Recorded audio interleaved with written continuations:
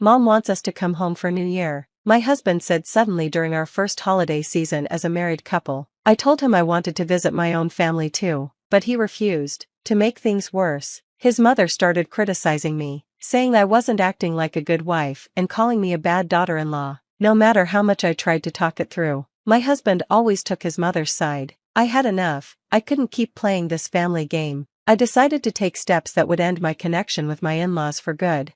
My name is Abby, and I'm 28 years old. I married Malcolm, my boyfriend of 2 years. Our life as newlyweds was going well. We both worked full-time, so we shared the household chores. I didn't want all the housework to fall on me just because I was the woman, so I made sure we split the tasks fairly. I was happy with my job and personal life, and I even started thinking about having a child once things settled down. 1 month after our wedding, my in-laws suddenly invited me to their home. Actually, invited isn't the right word. It felt more like a summons. I'd met them before the wedding, but I'd been too nervous to really talk with them. I thought this could be a good chance to connect with my mother-in-law, so I went there with a positive attitude. However, when we arrived, things quickly turned sour. As soon as my husband and I sat down in the living room, my mother-in-law called out, "Abby, why are you sitting so comfortably? Make me some tea." I was taken aback and apologized, a bit flustered. I thought they'd treat me as a guest at their house. I didn't expect anything fancy, but I also didn't expect to be treated like a servant. As I made the tea, my mother-in-law kept complaining, "You're taking too long. Abby, don't you know you should warm the cup first?" She sighed constantly, watching every move I made. My father-in-law and my husband stayed silent. I thought to myself, if she has so many complaints, why doesn't she make the tea herself? I admit, I wasn't great at making tea, but it bothered me that she kept imposing her own high standards on me.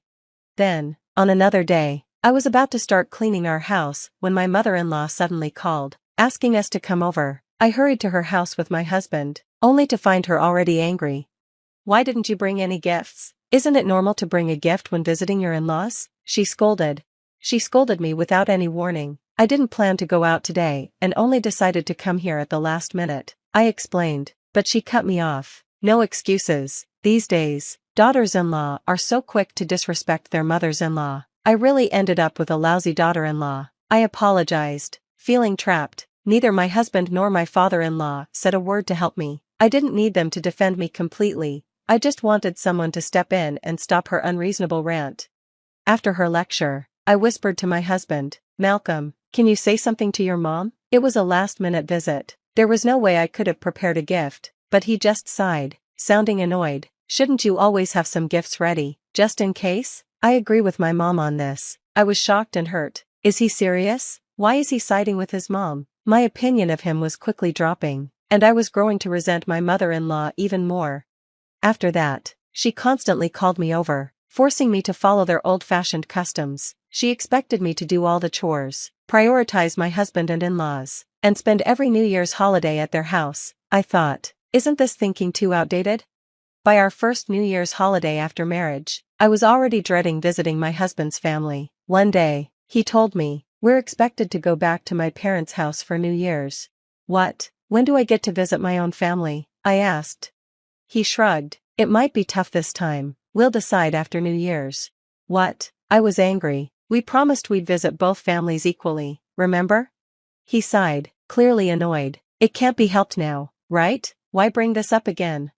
Why was he acting like this was no big deal? Before we got married, we had agreed that we would visit both families regularly. We'd even rented an apartment halfway between our parents' homes to make it fair. But now, we'd already visited his family 6 times, and I'd only been able to see my family once.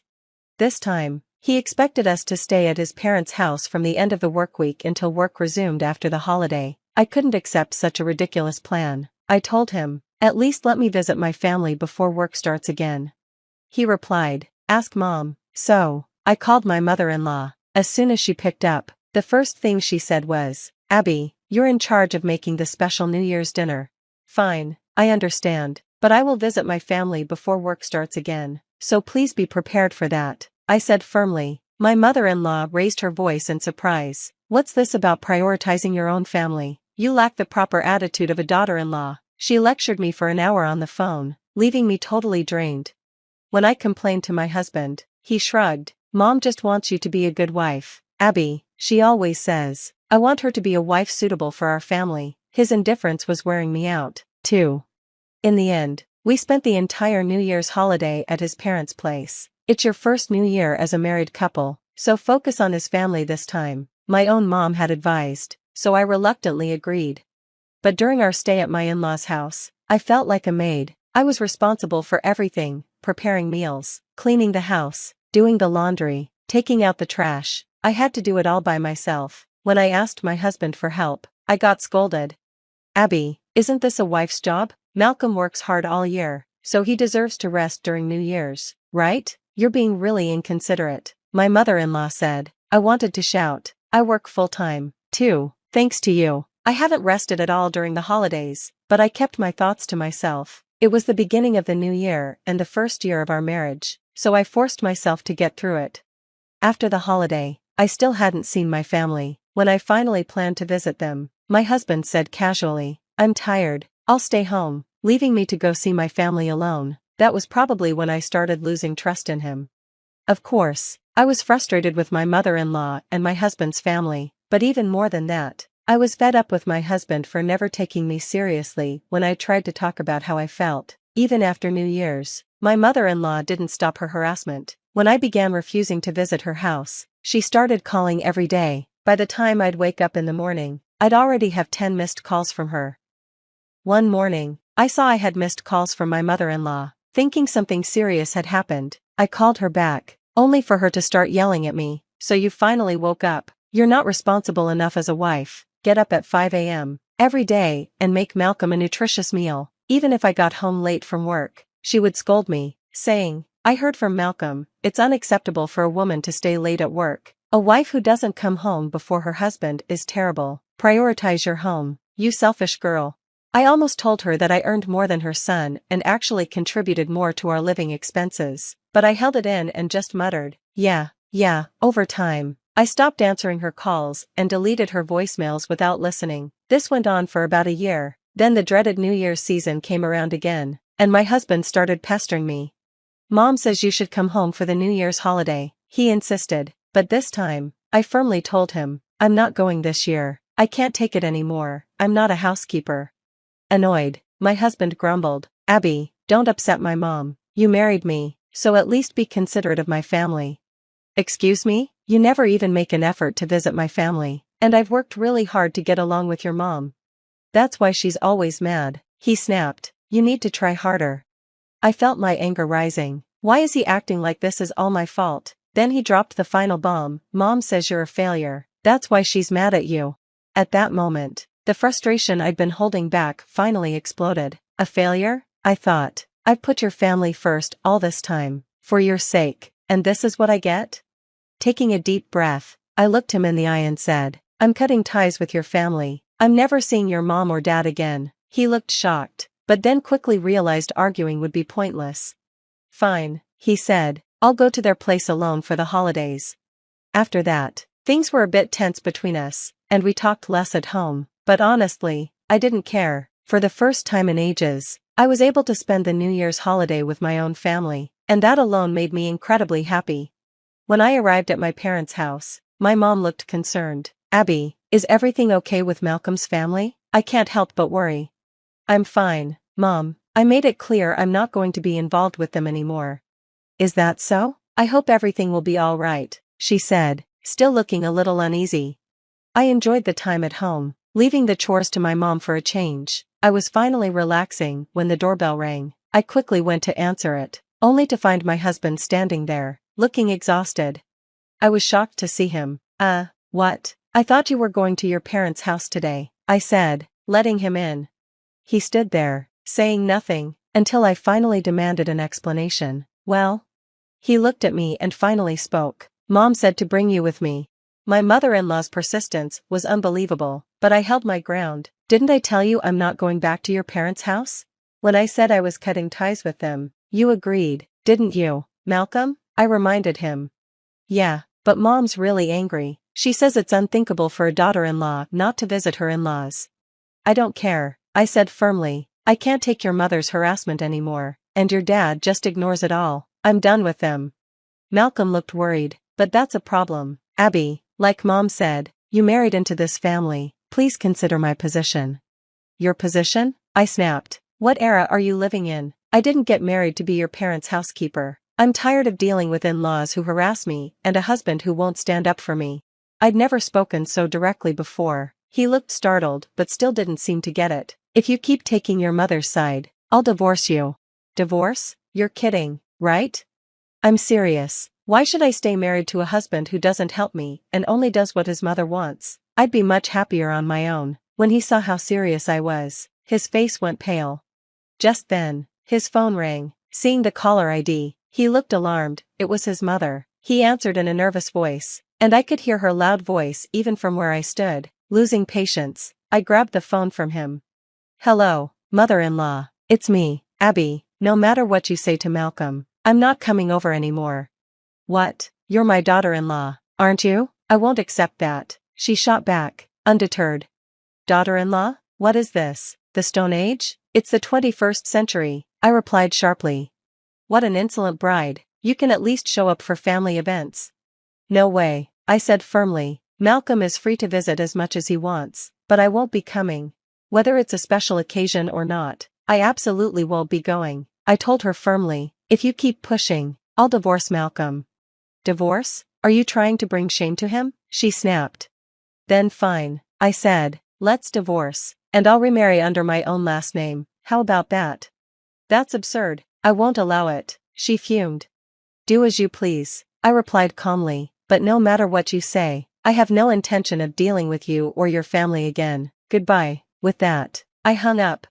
Then I turned to Malcolm and said, here's the deal. If you take your mother's side, we're done. But if you understand my point of view and treat me as an equal, we can make this work. Malcolm looked down for a long time, thinking. Finally, he said, I understand. I choose you, Abby. Since then, I stopped visiting my in-laws, and my mother-in-law stopped contacting us as well. Malcolm, maybe realizing how he had acted, now regularly visits my parents, and, of course, my parents treat him well and appreciate him like their own son. They certainly don't treat him like a servant. I know we'll face challenges in the future, but with Malcolm choosing to stand by me, I'm hopeful we'll tackle each one together. My name is Amy Snyder, and I'm 27 years old. I reside with my father and mother. Our family has always stuck together as a trio since my early years. Growing up, I've always admired my dad. He's the epitome of hard work, running his own bustling business. Though his schedule keeps him away from home most of the time, whenever he finds a moment, he dedicates it to me. On his off days, he prioritizes spending time with me, proving himself to be an exceptional father. My mom, however, paints a different picture. As far back as I can recall, she has never been employed. While she tends to household matters, she's never lent support to my dad's business or pursued a career outside our home. Despite our comfortable lifestyle, with my mom often seen socializing and attending events, her lack of involvement in my life has left me feeling somewhat neglected. There were moments of profound loneliness, but my dad's unwavering presence always filled that void. He understood the indifference my mom held towards me and made it his mission to ensure I never felt neglected or alone. As I grew older, my mother's tendency to break promises became apparent. While my dad's commitments were steadfast, my mother's casual approach to promises left me disillusioned. I learned not to hold her pledges in high regard. Conversely, my dad's reliability and trustworthiness garnered my admiration. I even entertained thoughts of joining his company after graduating from university. Being the only child, I saw it as a way to honor my father's legacy and continue his work. Upon reaching my 20s, my father began imparting invaluable wisdom during our outings for drinks. Meanwhile, my mother's involvement in my life remained superficial. The only time she interjected was during my sophomore year of college when I expressed my desire to join my father's company. Dad, I want to work at your company after graduation. I'm already preparing for it. I want to follow in your footsteps someday, I announced eagerly. Amy, are you sure about that? A girl doesn't need to pursue such endeavors. My mother intervened, her words dripping with traditional expectations. Why not? I want to work hard like Dad, I insisted. A woman should find a good man and let her husband provide for her, she countered, echoing typical sentiments. Disheartened by her lack of understanding, I chose not to engage further. I refused to live a life tethered to someone else's ambitions, mirroring my mother's existence. I had always aspired to become an independent woman, determined to navigate through my college years on my own terms. After that pivotal moment, I dedicated myself to diligent study, paving the path to join my father's company immediately after graduation. Though my mother remained unconvinced, it seemed she eventually resigned herself to my decision. "If you choose to live this way, so be it. But remember, you'll bear the consequences of not heeding your mother's advice," she remarked resignedly. "If you're willing to accept that, then do as you please." So I followed her directive by stepping into my father's company, inadvertently widening the chasm between my mother and me. Conversely, my bond with my father deepened as we spent more time together. Reflecting on it now, I realized my mother wasn't pleased with the turn of events. Upon joining my father's company, he invested considerable effort in my training, which, unbeknownst to me, was driven by his declining health. It took him nearly half a year to acquaint me with the intricacies of the job before he collapsed at our workplace, swiftly whisked away to the hospital. Over the next 5 years, he valiantly battled his illness. "Emmy, how's the company faring without your dad?" my mother inquired, her concern veiled by skepticism. "It's challenging, but everyone's rallying behind me. Dad entrusted me with everything I need," I replied confidently. "Well, as long as that's the case, just ensure you don't leave the company to ruin as the second generation," she cautioned, her words tinged with apprehension. "You lack any genuine interest or affection for the company. You're merely preoccupied with others' perceptions," I retorted, disheartened by her lack of faith. During my father's illness, our disagreements were frequent. Despite his weakening state, he made sporadic visits to the company, emphasizing its significance. "These employees in this company are invaluable treasures to me, but I must relinquish my hold on them," he confessed, his voice laced with emotion. "Amy, I've witnessed your dedication over the years. I trust you to safeguard this place and everyone here. I don't know if I can emulate you, Dad, but I'll strive to uphold your legacy," I pledged solemnly. From that day forth, the mantle of leadership was bestowed upon me.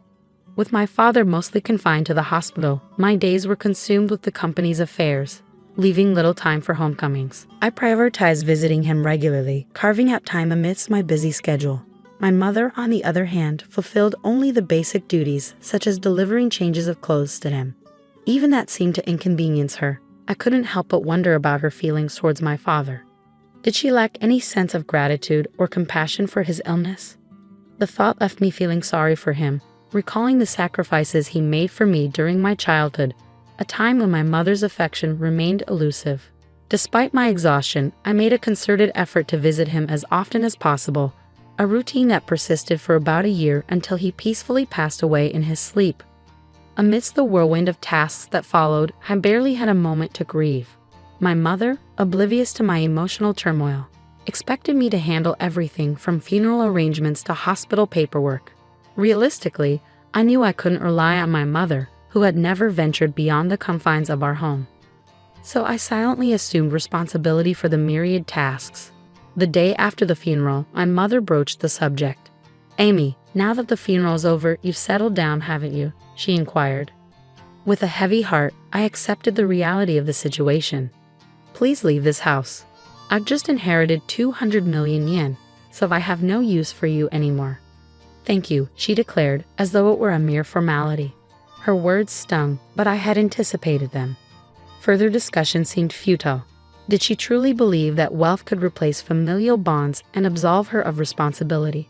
With a multitude of questions swirling in my mind, I made the decision to depart.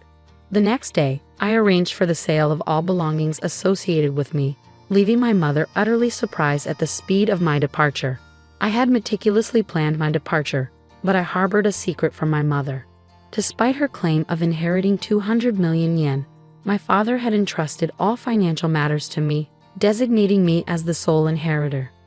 Not a single yen remained for my mother, a decision my father made adamantly while he was still in good health. "Your mother lacks the understanding of money management or prudent spending. I want you to provide her with monthly household expenses," he instructed me. "If she receives a lump sum, she's likely to squander it immediately. If she protests, refuse to give her a penny." Though my father's last words were spoken in jest, he handed me an SD card containing a video message addressed to my mother. While I never envisioned showing it to her, recent events suggested its necessity might arise sooner than later. After my departure, I anticipated my mother would reach out to me, but her summons came sooner than expected. "Come home immediately," she demanded over the phone. "I'm working, Mom. What's the matter?" I replied, feeling a pang of annoyance. "I just need to talk to you." "Please come quickly," she insisted. With a sigh, I reluctantly headed back to our family home, clutching the SD card in my hand. As soon as my mother laid eyes on me, she launched into accusations. "You absconded with all of your father's inheritance, didn't you? I knew something was amiss when you left so abruptly. Hand over your father's inheritance to me now," she demanded, her greed palpable. "How selfish can you be? You can't even fulfill your duties as a mother," I retorted, my frustration simmering. In response, I silently extended the SD card to her. Confused, she inspected it. "What's this?" she queried. "I suppose you don't even know how to watch this," I remarked, masking my disappointment. I retrieved my laptop, inserted the SD card, and played the video. On the screen, my father appeared, as vibrant as I remembered him. I couldn't help but wonder how my mother would react to this video letter. Silently, I exited the room, leaving her to watch it alone. I had never witnessed my mother defy my father before, but now, in the wake of his passing, would his words resonate with her? Upon returning to the room, I found my mother in tears, her emotions laid bare. I was taken aback, my mother, shedding tears over a video of my late father. I was intrigued by the contents of the video letter he had left for her, but hesitated to watch it myself. Consequently, I remained clueless about the cause of her tears. "Mom, are you okay?" I inquired, concern lacing my voice. "Yes, I'll be fine. For now, I understand. I'll adhere to your father's wishes and entrust everything to you from now on. Please, go home for today. Call me once you've had time to gather yourself," she replied, her tone subdued. Sensing her desire for privacy, I left promptly, pondering over how my father had managed to silence my mother. Questions swirled in my mind as I made my way home. Nearly a month passed without any communication from my mother, prompting concern to gnaw at me. During my lunch break, I decided to pay a visit to my parents' house, hoping to check on her. However, she wasn't home. That evening, I returned once more, relieved to find the lights on. "Sorry for dropping in unexpectedly. I came by this afternoon, but you weren't home, so I grew concerned," I explained upon seeing her. "I'm sorry, I was out for my part-time job during the day," my mother explained upon my return. "A part-time job?" I echoed incredulously. My understanding of my mother painted her as someone vehemently opposed to work. How had it come to this? "Didn't you watch that video?" "It was a video letter addressed to you," I retorted, baffled by her sudden change in behavior. "You can take it home. You should watch it too, Hammy." "Can I watch it?" I asked, extending the SD card to her. "Very well," she acquiesced, passing it back to me. Feeling a twinge of apprehension, I returned to the office and settled at my father's desk. With a deep breath, I played the video. "Honey, if you're watching this, it means you've not been able to communicate with Amy. First of all, thank you so much for helping me raise Amy until now. Without you, I don't think I could have managed the company while bringing up Amy." My father's voice resonated through the room. As his words continued, a sense of unease crept over me. Then he uttered something unexpected, something that shook me to my core. "You've taken care of Amy, even though she is not your child, and I have nothing but gratitude for you. You've stood by my side for so many years, but as a result, you've given up on your dreams and have reached your age without earning your own living. For that, I take responsibility because I have allowed you to live a life of luxury. I'm sure you'll be in trouble when I'm gone." "I'm not my mother's child," I blurted out, the realization hitting me like a ton of bricks. But then it clicked. Despite the lack of overt affection, she had cared for me every day, doing the bare minimum for a child who wasn't her own. Who was this person? "I didn't register our marriage because you told me you felt bad for your sister, so I ended up supporting your living and didn't do anything else. I'm sorry, but once I'm gone, I worry about the rest of your life. There's no one to support you, and I've taken your life away." I sat in disbelief as my father spoke, his words flowing with unexpected clarity. It was all news to me, his concerns, his regrets, his hopes for our future. Throughout the night, I grappled with the weight of his revelations before confronting my mother the following day. "Mom, I watched the video from Dad yesterday, You know it all now, I began, my voice tinged with a mixture of confusion and realization. I raised you because I was asked to, that's all, she confessed, her tone heavy with the weight of untold truths. What happened to my biological mother? I pressed, seeking clarity amidst the swirling chaos of newfound information. You were the child of my sister and your father, she explained somberly. My sister died right after giving birth to you, and I promised your distressed father that I would help raise Amy. I would become your mother. With her revelation, everything fell into place, even the parts I had previously only imagined. I learned of my mother's sacrifice, how she had set aside her own dreams to fulfill her promise to my father. I recalled how my mother used to work in a diner, her vibrant spirit and dedication palpable. Her dream had been to own her own diner, yet when she chose to become my mother, she shelved that dream. However, inspired by my father's words and prompted by the memory of her deferred dream, my mother made a decision. She resolved to reclaim that dream, embarking on a journey to pursue it once more. Currently, she is undergoing training as a part-timer, determined to turn her dream of owning a diner into reality. I should have done this earlier. Working is fun and suits me. I had no idea, so it's my fault you didn't work. I'm really sorry for not knowing anything, my mother admitted, her tone filled with regret. It's not your fault, Amy. I made the decision myself. But I'm not good with children, so I couldn't handle you well. I'm the one who caused you trouble, she continued, taking responsibility for her actions. As we conversed, I realized it was the first time we had such an open dialogue. At this stage in my life, I finally felt like I had come to understand my mother a bit better. Our conversations became more frequent, leading us to a decision: to use the money left by my father to fund the opening of her shop. Once she started working, my mother became somewhat more humble. She hesitated when the topic of funds for the shop came up, a behavior that would have been unimaginable not too long ago. While maintaining my regular job, I also assisted with the opening of her diner. This brought me into frequent contact with my mother, fostering a newfound relationship between us. Regarding living expenses, she insisted on managing them with her own income, refusing to accept help from my father's inheritance. Promise me that you'll tell me if you're struggling. After all, Dad trusted me to take care of you, I urged her. I'll be fine living on my own. It doesn't cost that much. But in terms of my diner's expenses, she trailed off, her determination evident. I'll be relying on you. Of course, I'm looking forward to it too, so do your best, my mother encouraged, her eyes filled with hope and anticipation. After many years, we finally became a real family, and now we are living harmoniously. She isn't my birth mother, and perhaps it was just the right time for me to learn this truth. Your diner is finally going to open tomorrow. Your dream is coming true, I remarked, filled with pride as I watched her dedication. Seeing you work so hard at that company reminded me of my own dreams when I was younger. I believe that's why I've made it this far. It's all thanks to you and your father. Thank you so much, Mom. I expressed my gratitude, feeling a deep sense of appreciation. Promise me to always be my mom, Amy, she implored, her voice filled with sincerity. From now on, let's get along even better than before. After all, we only have each other, I replied, feeling a newfound sense of closeness. Upon my father's death, the truth was revealed, and I accepted the reality of our situation. Deciding to live on with just my mother and me, I contemplated moving back to my hometown and living together with her again. I don't cook, so my mother is concerned about my poor diet and is supportive of me coming back, I explained, feeling touched by her care. My father would probably be surprised that we're getting along so well. His house, company, and inheritance that he left behind. I'll protect them at all costs while continuing to get along with my mother in order to become a real family, I vowed, determined to honor my father's legacy.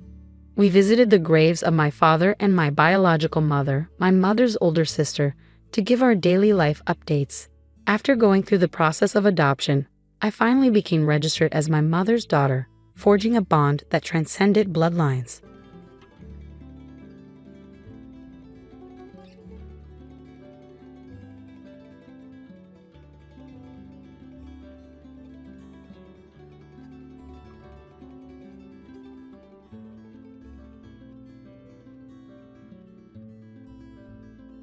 My name is Amelia. I didn't grow up rich, but I still managed to get a job and get married. My husband's name is Edward, and he works at a fancy hotel. I thought my life would be a fairy tale, but things didn't turn out that way. My childhood home wasn't wealthy. We didn't have a lot of money, but I don't blame my parents at all. They gave up nice things for me, took me to fun places, and taught me about different cultures. Maybe they loved geography, but as a kid, I often thought they were trying too hard for me. I didn't want my parents to worry about me anymore, so I decided to start working right after middle school. My mom would say, "You should at least finish high school. It might be hard to find a job without it." And my dad would agree, "Yes, we have enough money saved to send you to high school."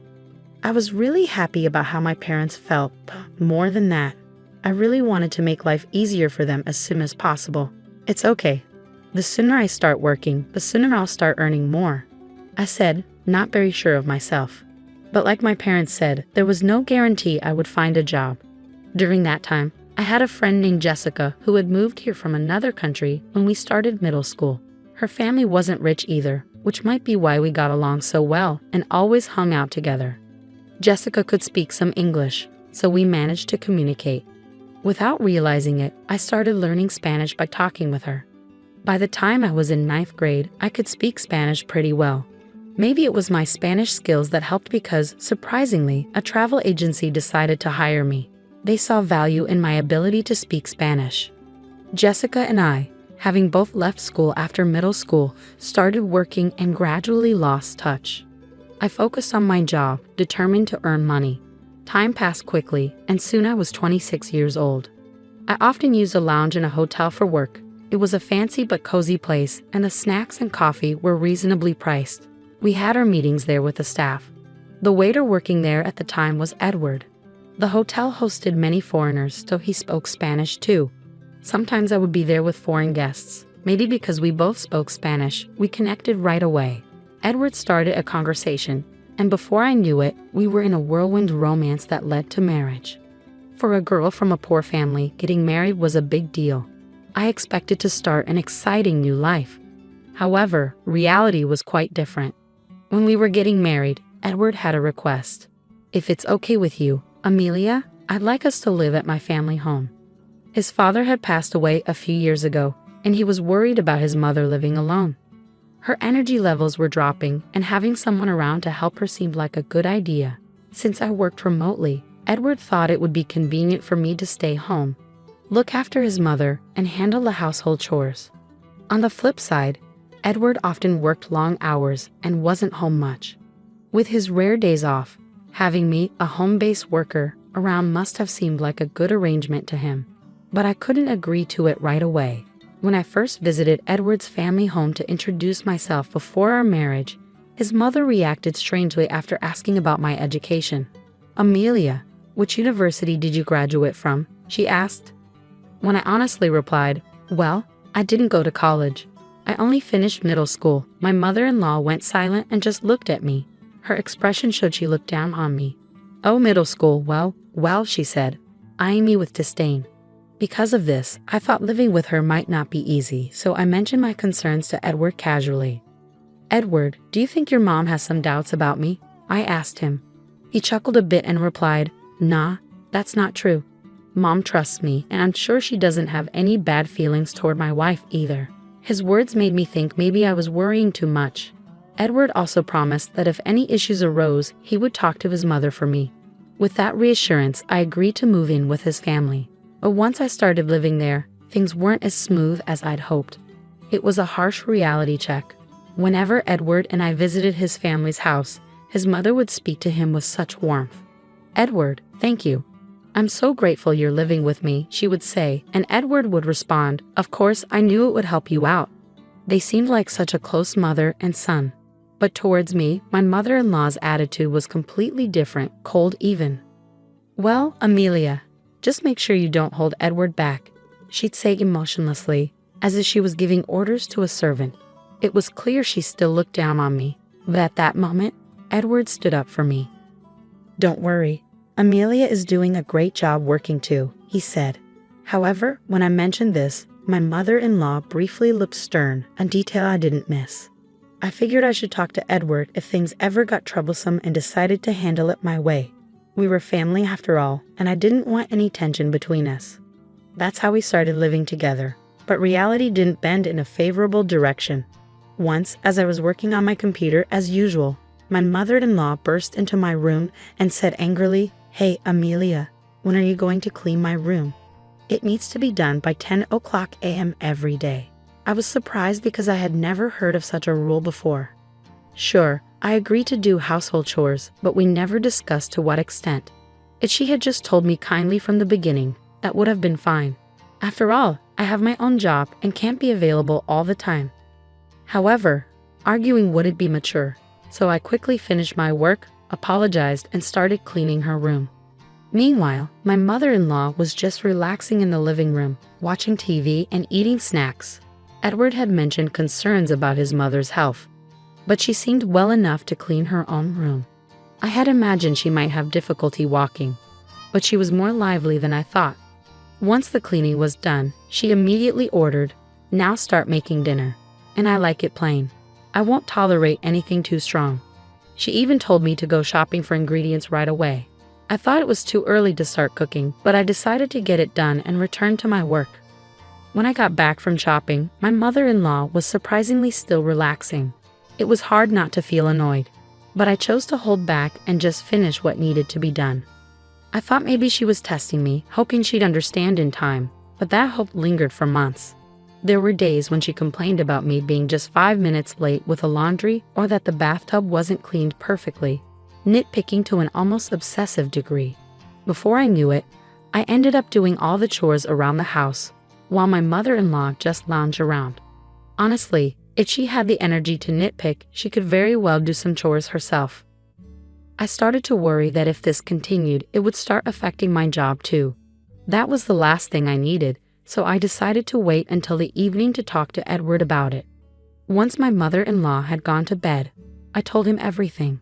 "Hey, I think your mom just doesn't like me. I'm getting so tired of being constantly criticized." But Edward just chuckled and said, "Come on, that can't be true.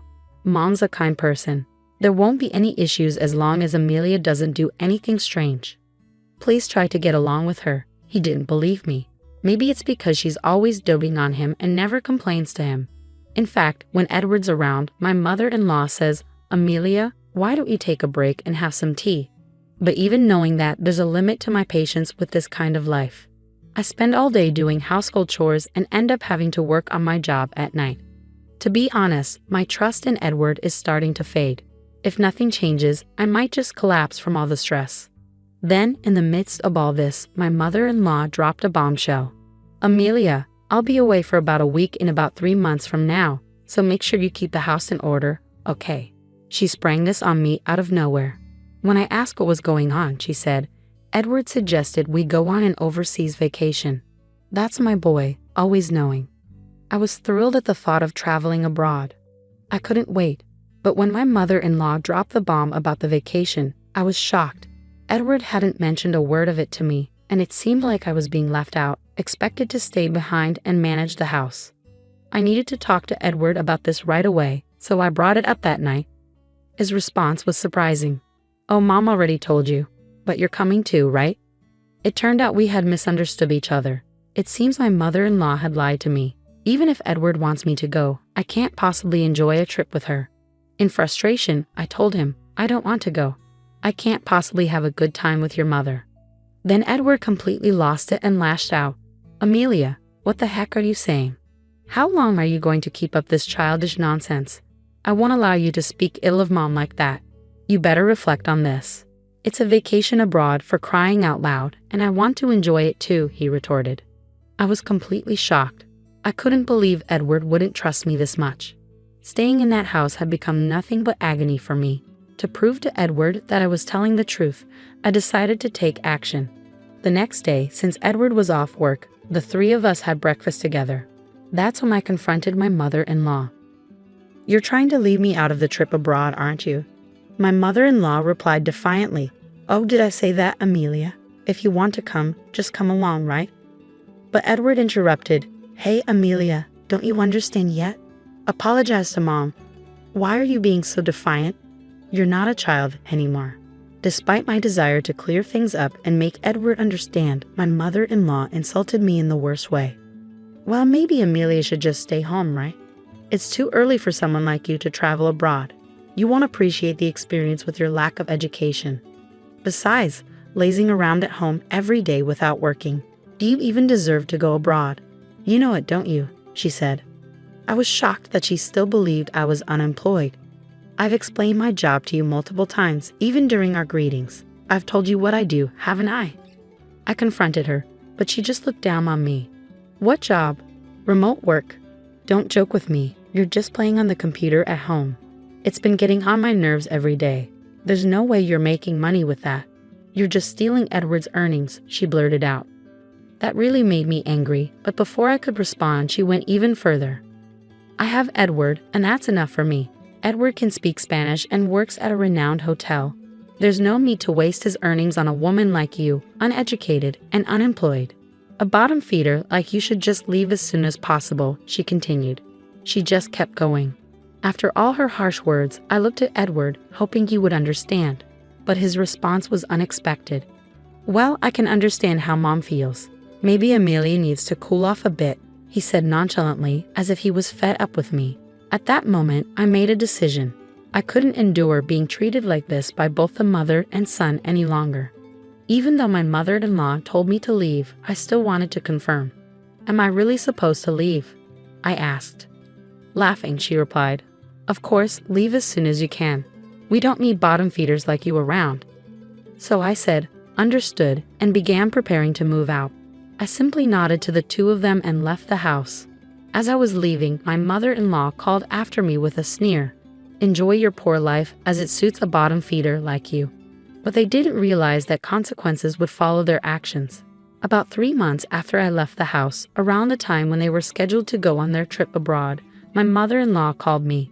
Amelia, I finally reached you. What's going on? She sounded quite frantic. First, I replied, I'm surprised you managed to call this number.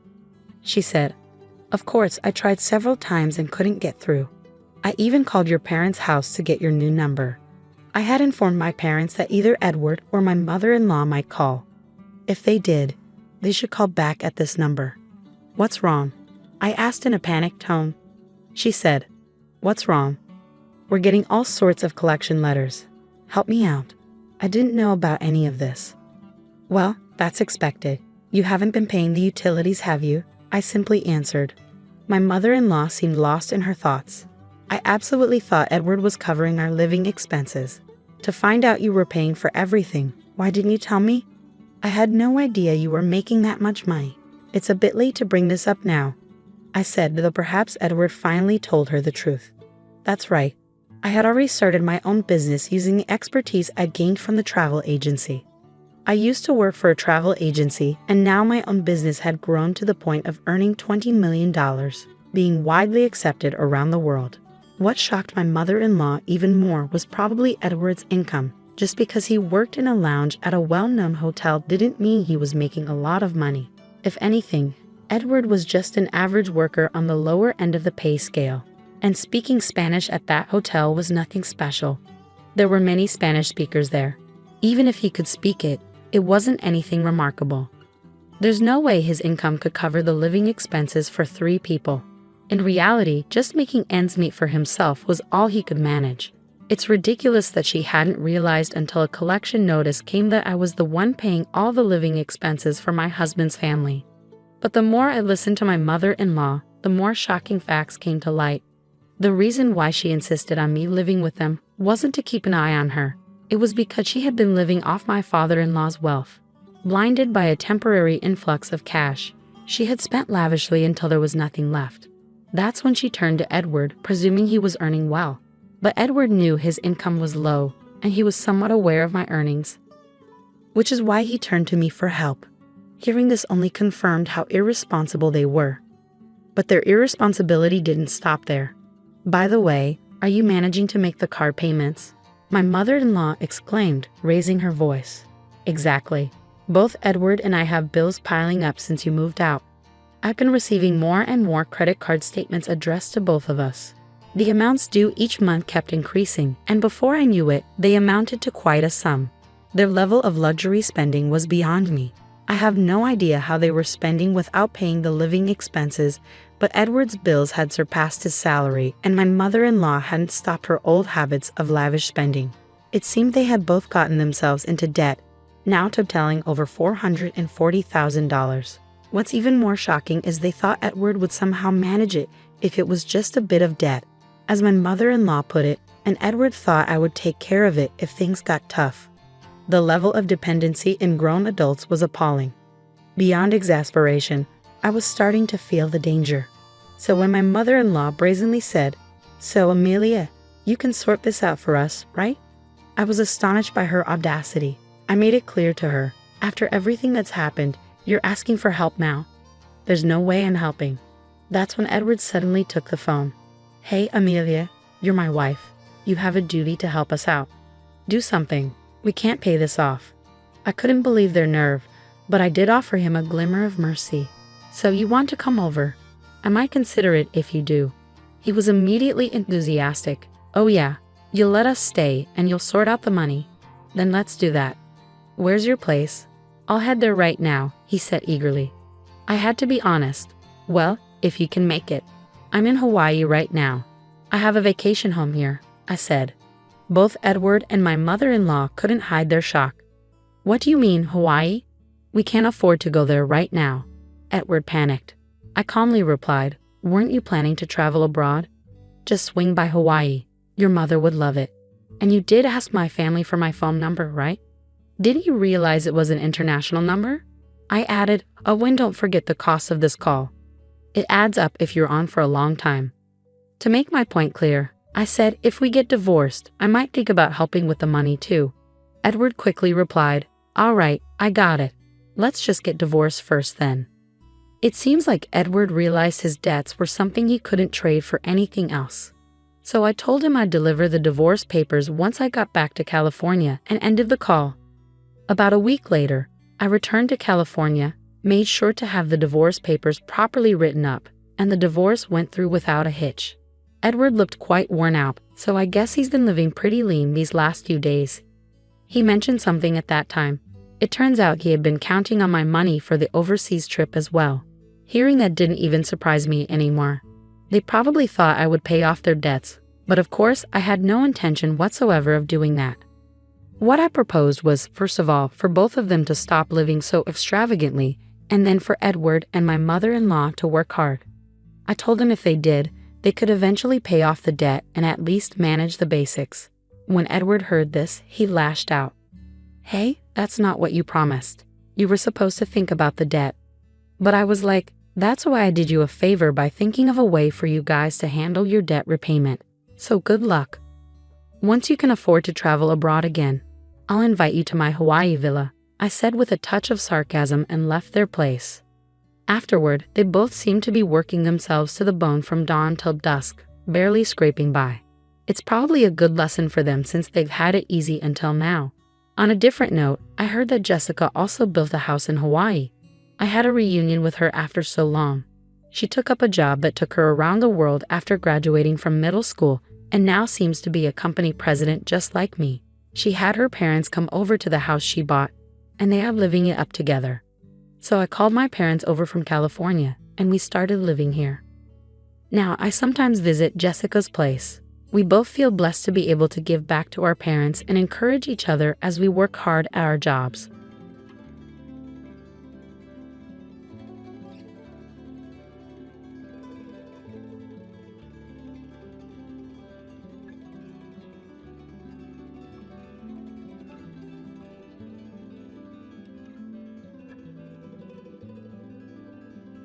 My name is Nancy, and I'm 32 years old. I work in an administrative role at a small to medium-sized company while also managing my responsibilities at home. My husband, Damon, and I met through mutual friends, and we've been married for 3 years now. The initial excitement and thrill of our marriage have faded, but we've been spending our time together peacefully without major issues, at least when it's just the two of us. "Nancy, did you make this miso soup with broth? It has no flavor at all. Did you properly use kelp and bonito flakes?" Damon asked one evening. "I'm sorry, but the cleaning of the entrance and bathroom wasn't perfect either. What kind of upbringing did you have? Do you understand what I'm saying?" "Yes, I understand," I replied, trying to keep my voice steady. During the holidays in May, I was expected to accompany Damon to his parents' home, where my mother-in-law, Kathy, assigned me household chores. Every holiday, I'm taken to Damon's parents' house and made to do tasks, constantly criticized and nitpicked over every little mistake. My father-in-law, Mike, and Damon are usually engrossed in newspapers or their smartphones, completely ignoring Kathy's behavior. "I'm sorry," Damon said on our way home, trying to comfort me. "My mother has always been talkative, but she seems very lively when you visit, so I think she might actually be happy." It felt off the mark. Kathy was probably lively because she could freely complain about me.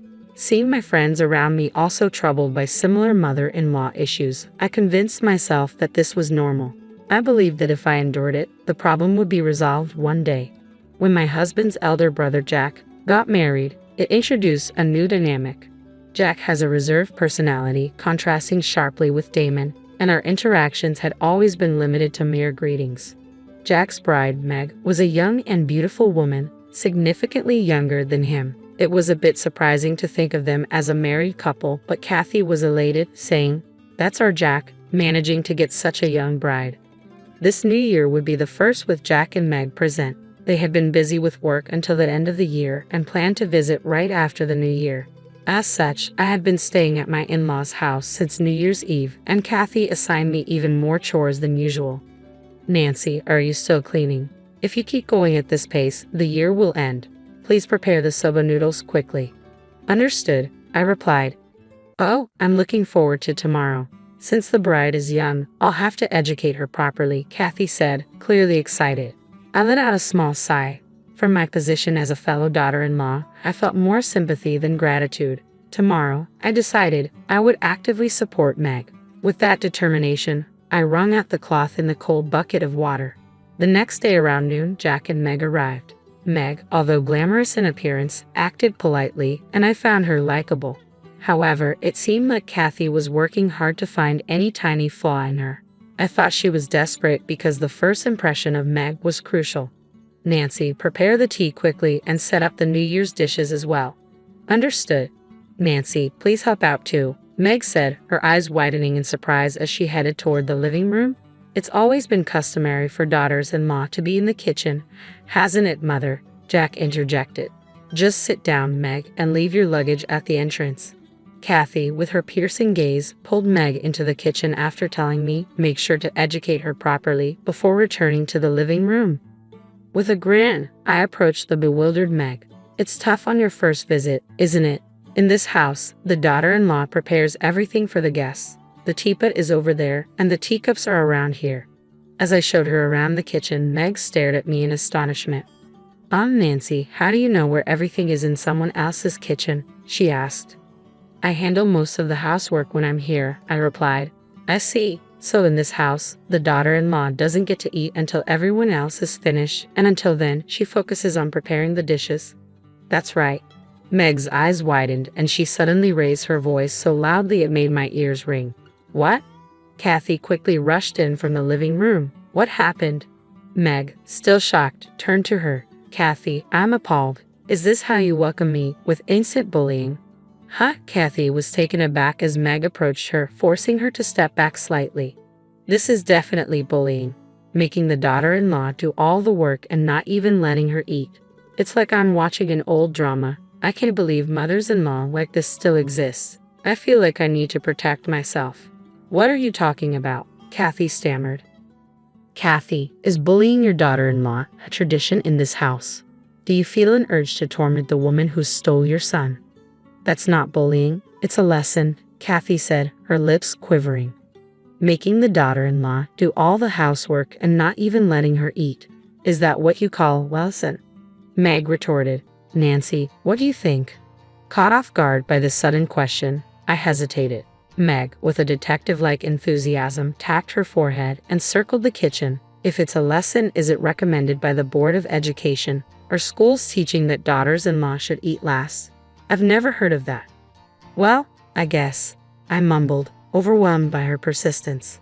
Meg gave a bright smile and looked back at Kathy. When Kathy arrived, I wondered if she saw herself as a charming lady meant to pass down the tradition of tormenting daughters-in-law to the next generation.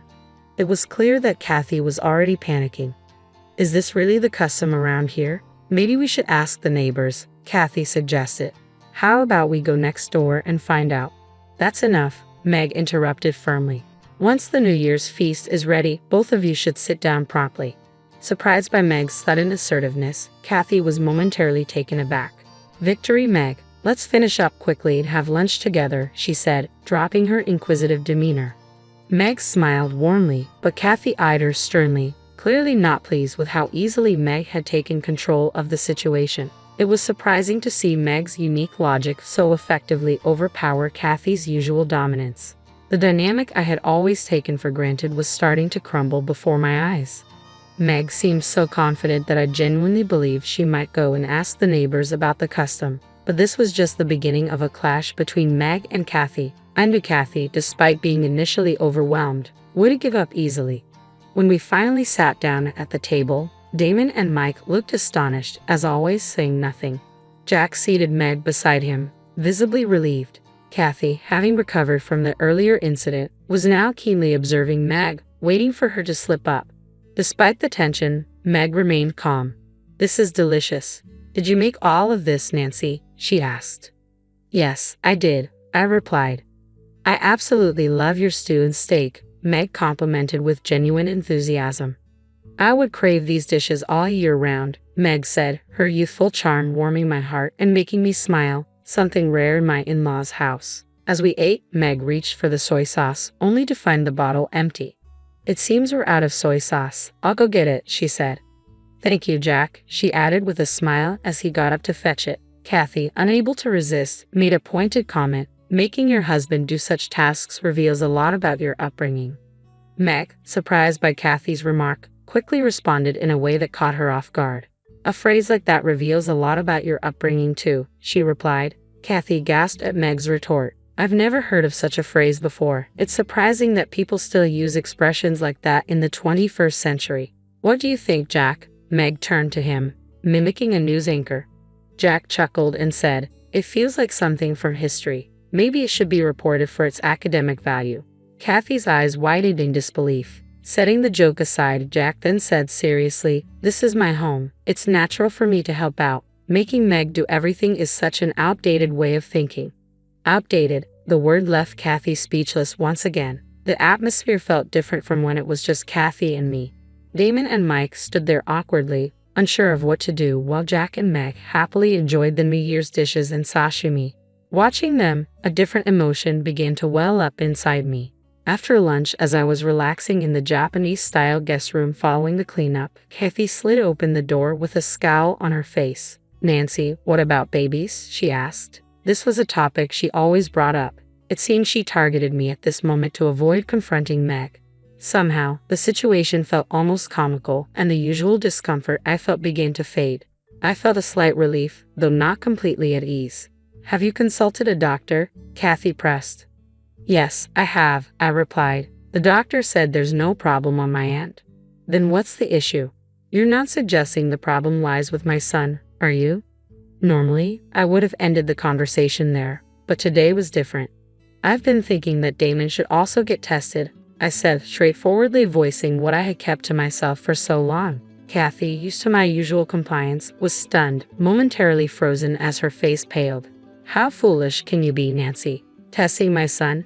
There's no way he could have a problem. Understand this, if a child isn't conceived, it's the wife's fault. So if there's no issue with you, conception should be easy. How dare you blame your husband for your own inadequacies? How shameless. Excuse me, if you're childless for 3 years, you should leave. What's the point of having a barren woman as a wife?" Kathy spat out the words, her voice dripping with disdain. Just then, Meg appeared behind Kathy, who let out a startled, croaky shriek of surprise. I was startled too, but I was glad Meg was there. Her presence was a welcome relief, a reminder that I didn't have to conform to the strange norms of my in-laws. She had always told me that there was no need to follow bizarre rules, especially when they weren't normal. It was okay to point out the oddities, to stand up for myself. Today, I wanted to match her strength. More than anything, I wanted freedom from this oppressive house. "I've never heard the term stone woman before, Nancy. Did you know this difficult term?" Meg asked, jestingly pointing an imaginary microphone at me. No, I replied, catching on to her playful tone. I first heard it from Kathy and looked it up on my smartphone. It means a woman made of stone, implying she can't get pregnant, like she's cold and lifeless. Meg nodded, then with a mischievous smile, added, Kathy is a living relic, a cultural heritage, isn't she? My heart raced, but I matched her pace and smiled. Sensing the change in my behavior, Meg beamed with approval. Mother, you're such a stereotypical mother-in-law, like a pro at tormenting your daughter-in-law. That's enough. Kathy finally lost it, bombarded with criticism and frustrated that she couldn't criticize me as she pleased. Hearing her outburst, Damon and Jack rushed in. Jack, what's with this woman with no common sense? Kathy demanded, her voice trembling with anger. Ignoring Kathy's enraged shout, Jack stood unwaveringly beside Meg. Aren't you the one lacking common sense, Mother? It's despicable to look down on someone else's daughter. I've endured my own hardships, haven't I? Isn't it my turn to make others suffer? Didn't Grandma pass away when I was just a child? How many years did you truly suffer? Your character and outdated values are your own doing, not Grandma's. Jack, is this woman the reason you're talking like this? This woman brings misfortune. Leave Jack and get out immediately, she demanded. It's not her, Mother. I've always disliked how emotional and self-centered you are. I could see my future wife suffering because of you, which is why I hesitated to marry. But Meg assured me it would be okay. If I'm to part with anyone, it would be you, not Meg, Jack replied, his usual calm demeanor replaced by a fierce defense of his wife. Tears welled up in my eyes at the sight of Jack's defiance. Kathy seemed taken aback by her son's boldness. Then I will leave and never return to this tormenting house, she said. Why should Jack also leave? You should stay here. You're my child, Kathy protested. Not anymore. Goodbye, Mother, Jack replied, picking up the luggage left by the entrance. Jack and Meg headed for the exit, but before leaving, Meg turned back and extended her hand to me. Nancy, would you like to come with us? She asked, her warm smile drawing me in. Thank you, I will, I responded, feeling a sense of relief. Nancy, my silent husband finally spoke up, but it didn't matter. I took only the essentials and left with Jack and Meg. They drove me away, leaving my in-laws' house behind. I'm sorry, Nancy, for speaking out of turn earlier. You must have thought it was strange, Meg said, sitting next to me in the back seat. It's okay, thanks to you and Jack, I feel relieved, I replied, grateful for their support. I replied with a smile, feeling a sense of calm wash over me. Meg's face, now free from the tension of earlier, looked serene. This must have been her true self. She had likely been trying to support me throughout the day. I'm sorry we couldn't intervene sooner, Meg said softly. I've always been concerned, but I wasn't sure if it was my place to interfere with Damon's marriage. Jack glanced at me through the rearview mirror, his expression a mix of apology and frustration. It's not your fault, I reassured him quickly. My brother, father, and I have long been troubled by my mother's personality. It's strange, but we've learned to ignore it. Maybe Damon felt a bit relieved when the focus shifted to you, but it's inexcusable that he didn't protect his own wife. Meg continued, as we discussed earlier, Jack wasn't keen on getting married, but I was determined to marry him. I deliberately chose to get on Kathy's bad side, though I would have preferred not to if she had treated me well. It was clear that Jack and Meg shared a deep respect and care for each other. Their relationship exemplified true marital harmony, clearing the doubts that had lingered in my mind. Thanks to both of you. I feel like I've come to understand who the real adversary is, I said. Jack smiled, a mix of relief and sadness in his eyes. If it helps, I'll give you the audio recordings later, everything from today, and all the instances of harassment we've recorded over the years. We kept them, hoping we'd never need to use them. Meg added, we won't be visiting that toxic home again, but if you ever need anything, please reach out. We will always support you. Their presence strengthened my resolve. After they dropped me off, I decided to tidy up the room while waiting for Damon to return. He came home the following day around noon, and when he saw me, a look of relief crossed his face. I'm back, he said, looking weary. Last night was tough. Mom was really angry. I see, I replied calmly. But don't worry, I covered for you. I told her that Meg was just too hyper and you were surprised, so you left early. Please apologize to them the next time you see them. He continued, oblivious to the shift in my mood. That woman, Meg, right? Jack sure picked a strange one. Does she not have any common sense? I'm really glad I chose you. A wife's worth isn't just about age, you know. Haha. I cut him off with a cold tone. I realize now that choosing you was a huge mistake. He looked at me in shock, clearly not understanding the gravity of my words. As he stared into my angry eyes, the weight of the situation seemed to dawn on him. I thought I might forgive you if you changed after seeing Jack and Meg, I said, but you're no different from your mother. I'm so disappointed. What do you mean? Haven't we been doing fine? He asked, bewildered. That's because I've been enduring it all alone, I said. You've used me as a shield. No, as a sacrifice to escape from your mother. Just like your father, who acts like he's invisible, you did the same thing. Sacrifice. I didn't mean it like that, he stammered, sweat forming on his forehead in the cold room where the heater seemed ineffective. He looked completely frazzled and pitiable. I mistakenly believed you were on my side because you always covered for me, I said. But after seeing Jack, I realized that if you truly cared for me, you wouldn't have taken me to such a distressing place. And even if you did, shouldn't a husband protect his wife? He started to protest. I felt Kathy's harassment was severe, but now I see clearly. My real enemy was you all along. I came to this realization thanks to Jack and Meg. But Nancy, he pleaded, it's over. Even Kathy said there's no point in me being there. Let's do as she says. I've downloaded a divorce form from the website. Here. I picked up my packed luggage and headed for the door. While you were gone for the night, I already sent the larger luggage via delivery service.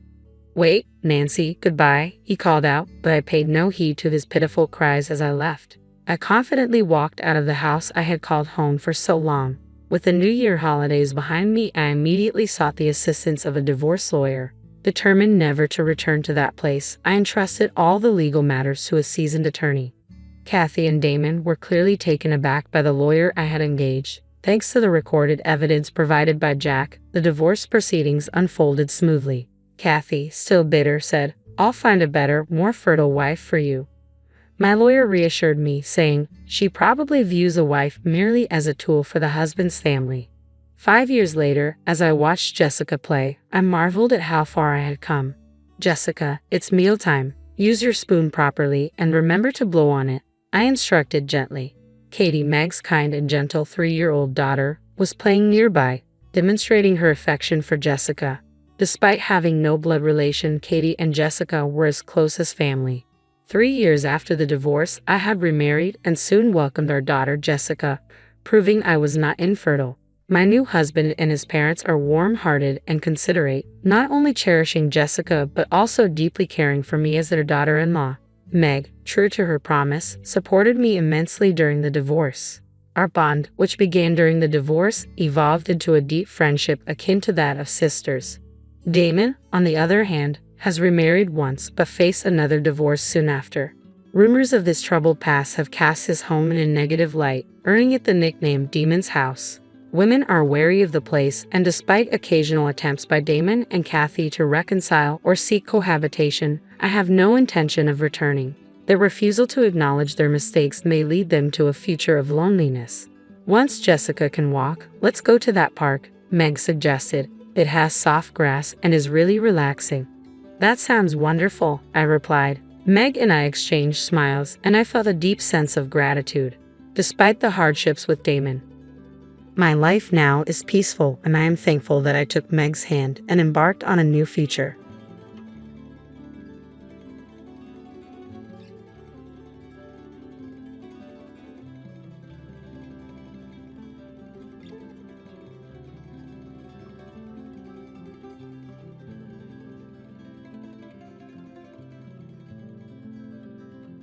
I will never forget what my father told me when I announced my engagement.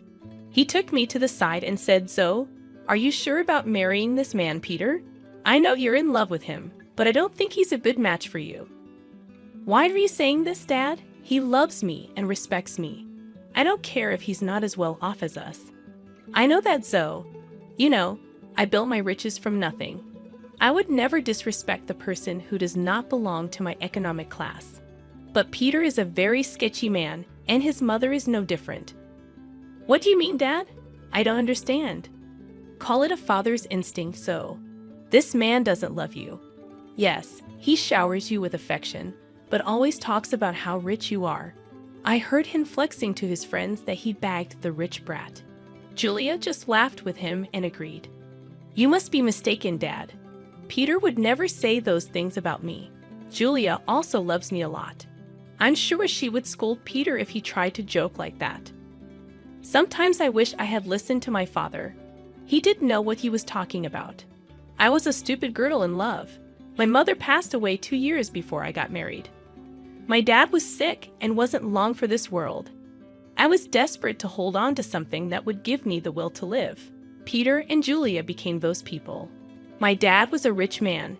He made a series of good investments that made him very financially well off. I worked hard at my job and got a moderate salary as well. All in all, we were pretty comfortable in life. My husband Peter and his mom Julia weren't that well off.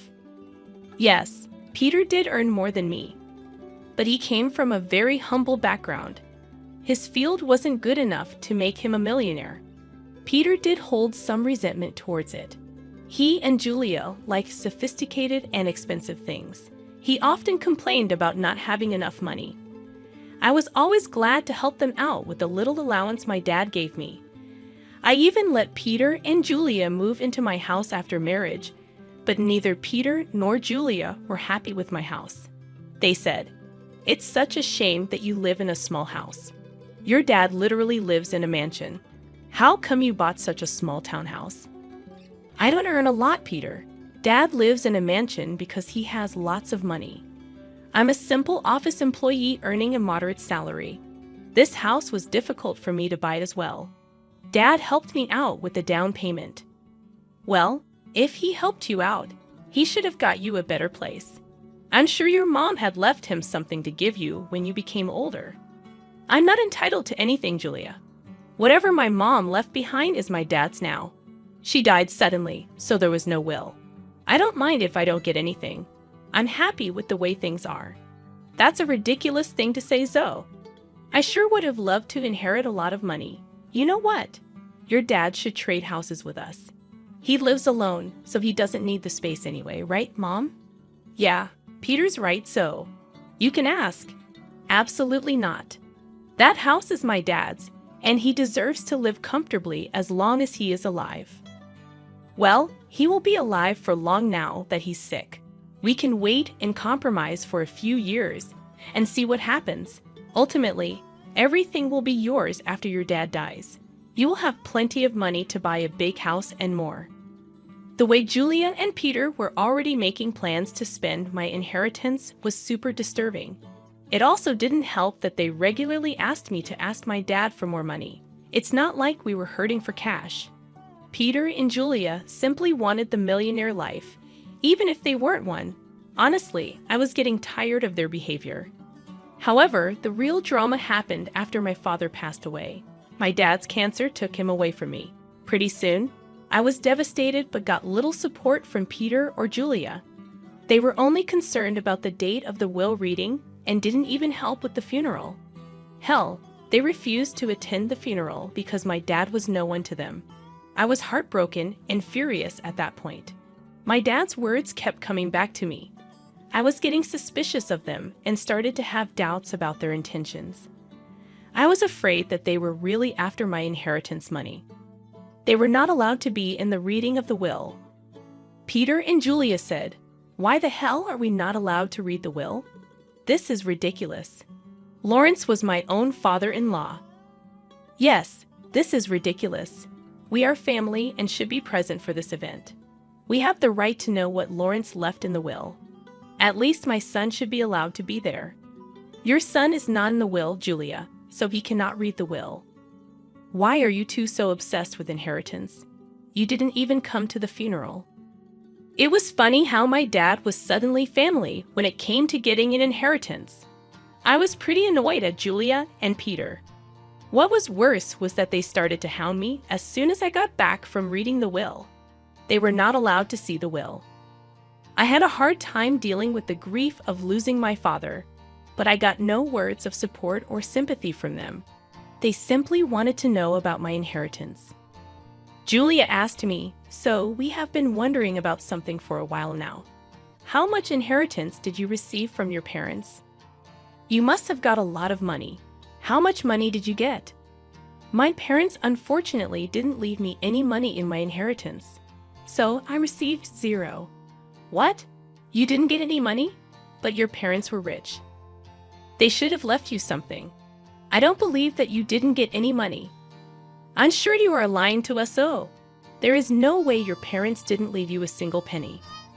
No, Peter. There was no money in my inheritance. The will didn't even mention me getting any kind of money. You can check my bank balance in a few days and find out. But what about their riches? Who will get those? You are their only child. I don't know about that, Julia. The lawyer just told me that I didn't get any money. It's fine by me. It was my parents' money, and it's up to them who they would give it to. That is ridiculous. You need to fight for the money. It should be yours. There is no money, Peter. They didn't have much money in the end. Whatever was left was given to charity. They have been planning this for a while now. Julia and Peter looked very pissed by what I said. I had no idea why they were being this weird about my inheritance. I almost told them the full details, but something stopped me from doing it. There was this creeping doubt in my mind that my husband and mother-in-law were up to something. I waited for them to digest the news. When Julia and Peter kept pressuring me for more information, I put my foot down. I told them firmly that I didn't get any money and even offered to show them my account in a few days. Well, a month passed and nothing showed up. In the meantime, Peter grew very restless and stopped being affectionate with me. He was always checking my account and constantly hounding me for information on my inheritance. I was starting to see where this was going. Finally, one day, I decided to put an end to it. I showed them my bank statements and said, "See, I told you that I didn't receive anything. I'm not hiding any secret inheritance money from you. Do you believe me now?" Wow, our years of hard work just went down the drain then. So his parents weren't rich, and she didn't even get $100 in the will. This is ridiculous. I can't believe this. I can't believe this either, Mom. I stayed in this marriage for nothing. I married Zoe for nothing. It was all a waste of time. What the hell does that mean, Peter? Why are you talking like this? Why do you think he's saying these things, Zoe? Who the hell would marry you without thinking about the money? My son simply married you so that we can bank on your inheritance. Now I see that you didn't even get a penny. I can't believe I wasted 5 freaking years on a useless girl like her. I could have done so much better. I was stunned to hear them speak that way about me.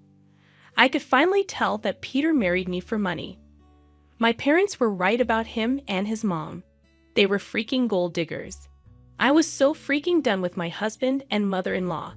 I was breaking inside, but what they said next turned me into stone. Julia looked at Peter solemnly and said, "What is done, Peter. But now it's time for you to divorce Zoe. There is no reason why you should stay with her anymore. You will have time to find a new rich wife. This time, we will make sure she actually has some money to her name." Are you freaking kidding me, Julia? You are asking Peter to divorce me over money. Peter, are you going to listen to her? Of course, I would listen to her, Zoe. I married you so that I and my mom could have a comfortable life.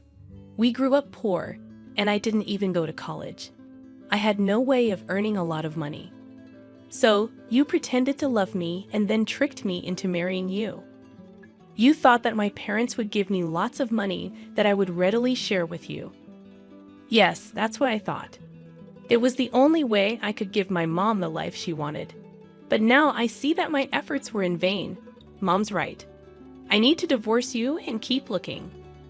I was stunned by what Peter said. He said those things so nonchalantly that I started to question my own sanity. Julia and Peter went on to express their frustration at my marriage and myself.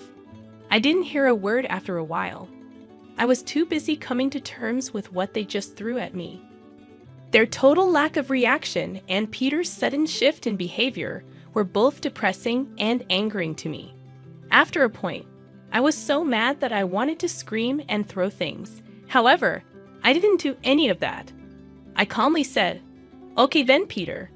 If a divorce is what you want, you will get it. I was never the one to say no to your demands." I might as well give in to your demand now as a last favor. So, you will agree to a mutual divorce. It'll save us both a lot of money. By the looks of it, you don't have much to go on anyway. Don't think of this as an opportunity to get alimony from my son. We will fight you tooth and nail before you give up that dream. You better preserve your lawyer fees and agree to a mutual divorce. It'll be best for you. You're right. I don't have a lot of money right now, so I decided something.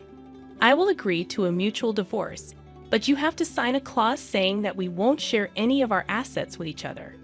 That's not a problem at all. You don't have much, and neither do I at the moment. If you can forego alimony, I'll agree to sign a divorce and won't claim anything from you. Me and Peter discussed the details of the divorce and made sure we were on the same page. I could see that Julia and Peter were both happy about me not making a fuss out of the divorce. I guess they didn't expect me to be so calm about it. Truth be told, ever since that day, I have been crying on my way to and from work. I used to sit in the parking lot of my office and cry for an hour before and after work. Peter never noticed my puffy eyes or even asked why I was leaving early for work and coming home late. Julia didn't even bother looking at me after she discovered that I had no money. All of their behavior just made me even more determined to get out of the marriage as soon as possible. I actually had Peter and Julia move out of my house to a rented space in the neighborhood.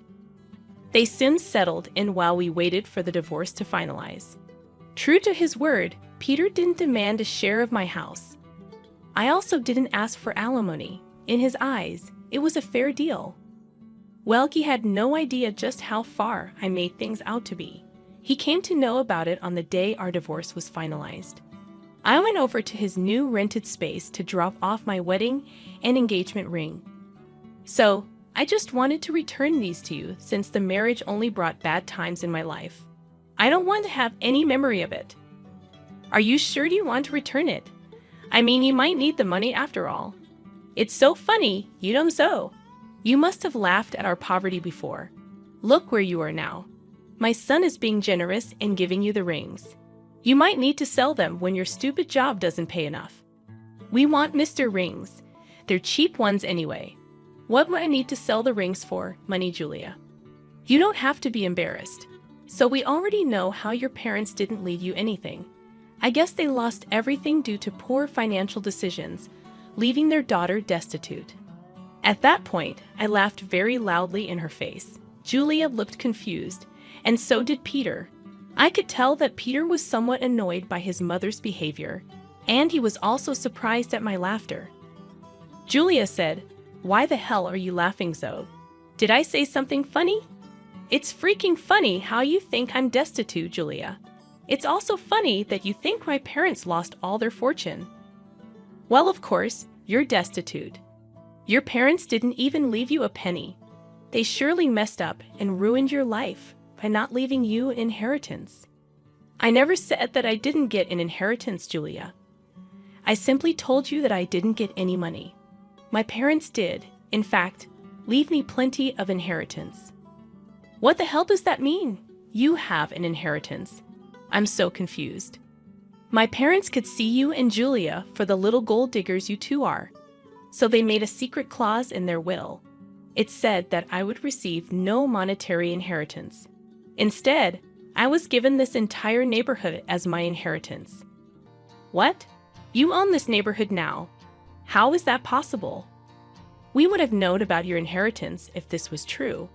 We even signed the lease with an estate manager who didn't tell us the name of the owner. My parents wanted me to wait for a year before I got my inheritance. They wanted me to test you too and see if you are really with me for money or love. Well, of course, you failed the test, and now you won't get anything from me. Also, the estate manager was appointed by my parents to take care of the property before I inherited it. They were smart people, you know." "That is impossible. I don't believe a word you're saying.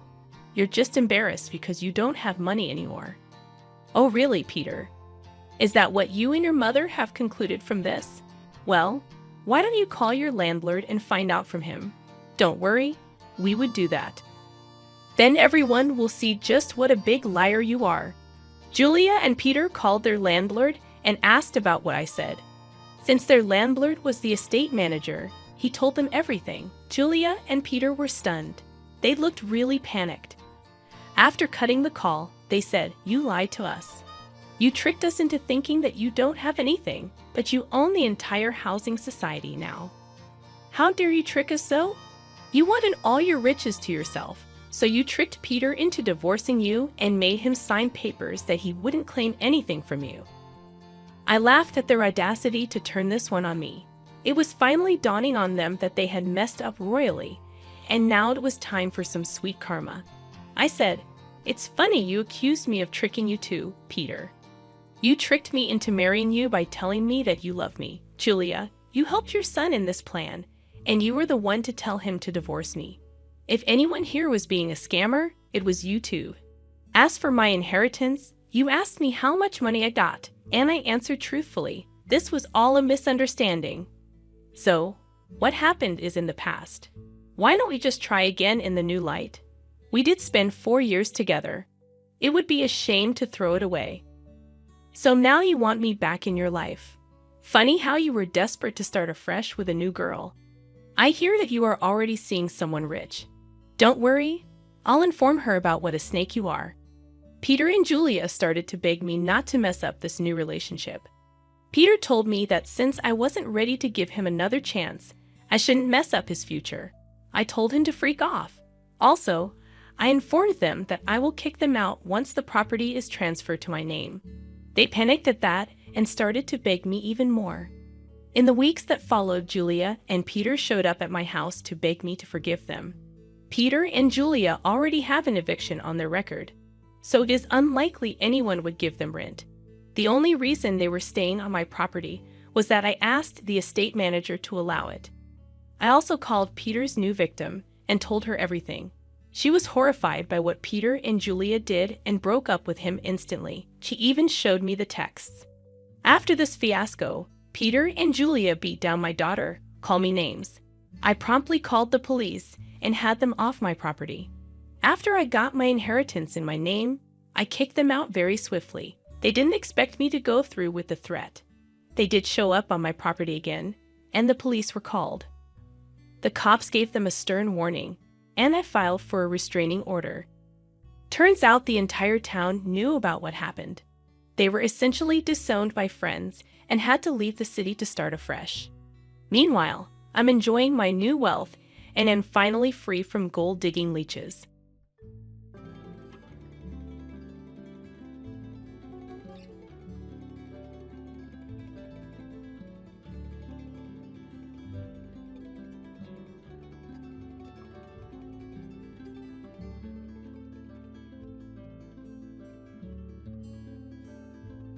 Are you the reserved guest I was expecting?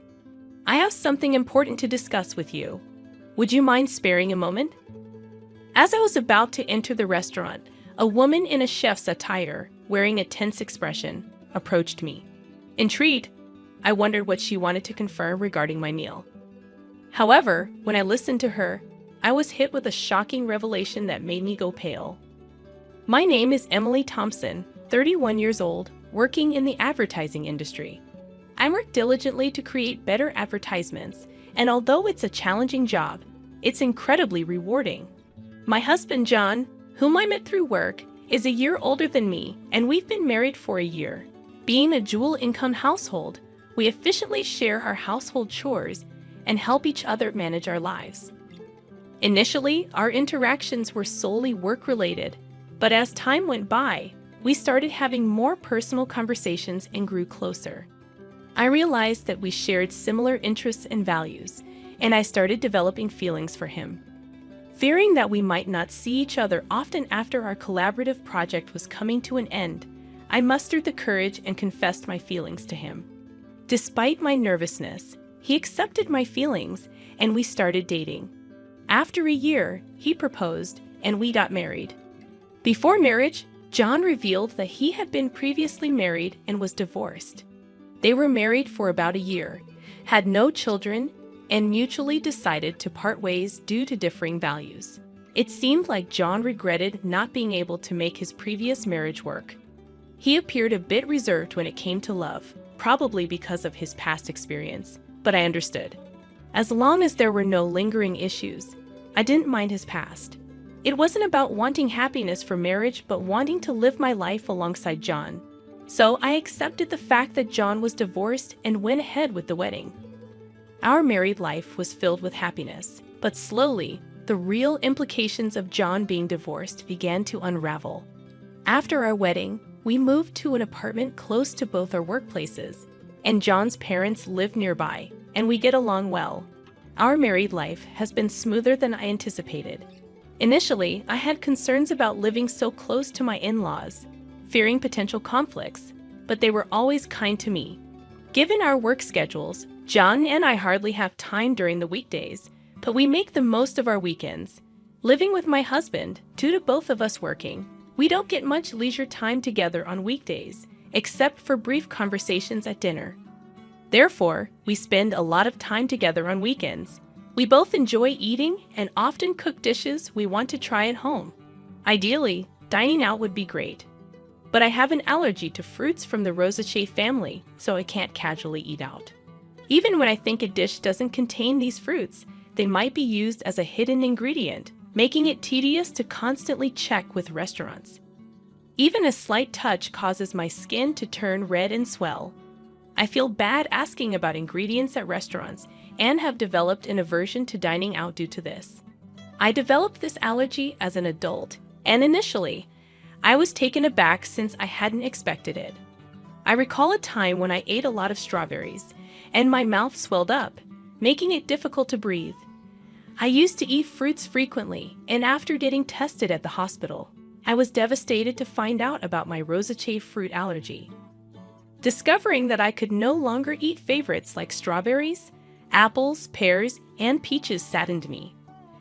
I'd had reactions after eating food I thought was safe, only to find out they contain allergens, which further discouraged me from dining out. This made me apprehensive about buying ready-made meals or snacks, adding a bit of stress to my life. Perhaps due to the initial severe allergic reaction and the sadness of not being able to eat my favorite fruits, I became overly cautious about checking ingredients during meals with my husband. While we were dating, my constant checks made me feel apologetic. However, I can't feel at ease without thorough confirmation, and without it, I can't fully enjoy meals. Still, we love eating. My husband and I would select ingredients and enjoy cooking together, a routine that helped reduce my excessive worries. Fortunately, both my husband and his parents understood my allergies, easing the mental burden I felt after getting married. Especially my mother-in-law, who had a deep understanding of allergies due to her father's severe wheat allergy. Wheat is commonly used in many products, and even a little bit affected him. Allergies can be lethal, so we were very careful. She explained that she researched my allergy and always ensured that meals were safe for me when we dined at her place or went out. She took extra precautions, allowing me to enjoy meals without worries. "You shouldn't have to be scared during meals. I'll make sure everything is safe for you," she told me, which almost moved me to tears. I have a great relationship with my in-laws, especially my mother-in-law, who treats me like her own daughter. We'd often go out together, and my husband and his parents are wonderful people. The concerns I initially had about my allergies have vanished. One day, a project I proposed at work was successful, earning me a promotion, which I excitedly shared with my family. They were all thrilled, especially my mother-in-law. While spending time with her, she invited me to celebrate at an upscale restaurant. "That's a very fancy place, isn't it?" "I can't let you do that," I hesitated. The restaurant was in a luxurious hotel nearby, which I had always dreamt of visiting since my student days. However, it was truly upscale, and I felt it was too extravagant even for a celebration. "You don't have to hold back. This is such a joyous occasion. Let me treat you," she insisted, genuinely happy about my promotion. Her sentiment warmed my heart, but I had reservations. I remembered visiting the restaurant's website before my allergy developed and dreaming of tasting their fruit-filled tart someday. The restaurant often uses fruits from the Rosaceae family. While I appreciate my mother-in-law's kindness, besides the issue of the restaurant being upscale. I'm hesitant because they frequently use fruits from the Rosaceae family, to which I'm allergic. Whenever I dined out with my mother-in-law in the past, we informed the restaurant of my allergy beforehand. But each time, I felt guilty asking them to accommodate my dietary restrictions. So, we often chose restaurants that seldom use my allergenic foods. I worry that even if we inform this restaurant about my allergy, it might inconvenience them due to their frequent use of fruits. Of course, dishes without these fruits are safe for me, and I'm tempted to try them. However, considering the kitchen likely processes these fruits as well, the risk scares me. In the end, I decided to decline the offer because of my concerns about an allergic reaction. Still, my mother-in-law was keen on the idea. I'll inform them about the allergy when I make the reservation. Don't worry. I also have a connection there, so they'll take good care of us. I was surprised to hear that she had connection to the restaurant, given that neither she nor my husband had ever mentioned it. However, I assumed it wasn't something she boasted about. Considering my mother-in-law's enthusiasm and my genuine interest in the restaurant's cuisine, we decided to have lunch there together. Given that it was a suggestion from my mother-in-law, who had always been considerate of my allergies, I felt relieved, thinking there was nothing for me to worry about. When I told my husband about this, he was surprised to hear that his mother had connections at the restaurant. He'd also mentioned that the restaurant sometimes serves fruit, and he appreciated their consideration for allergies.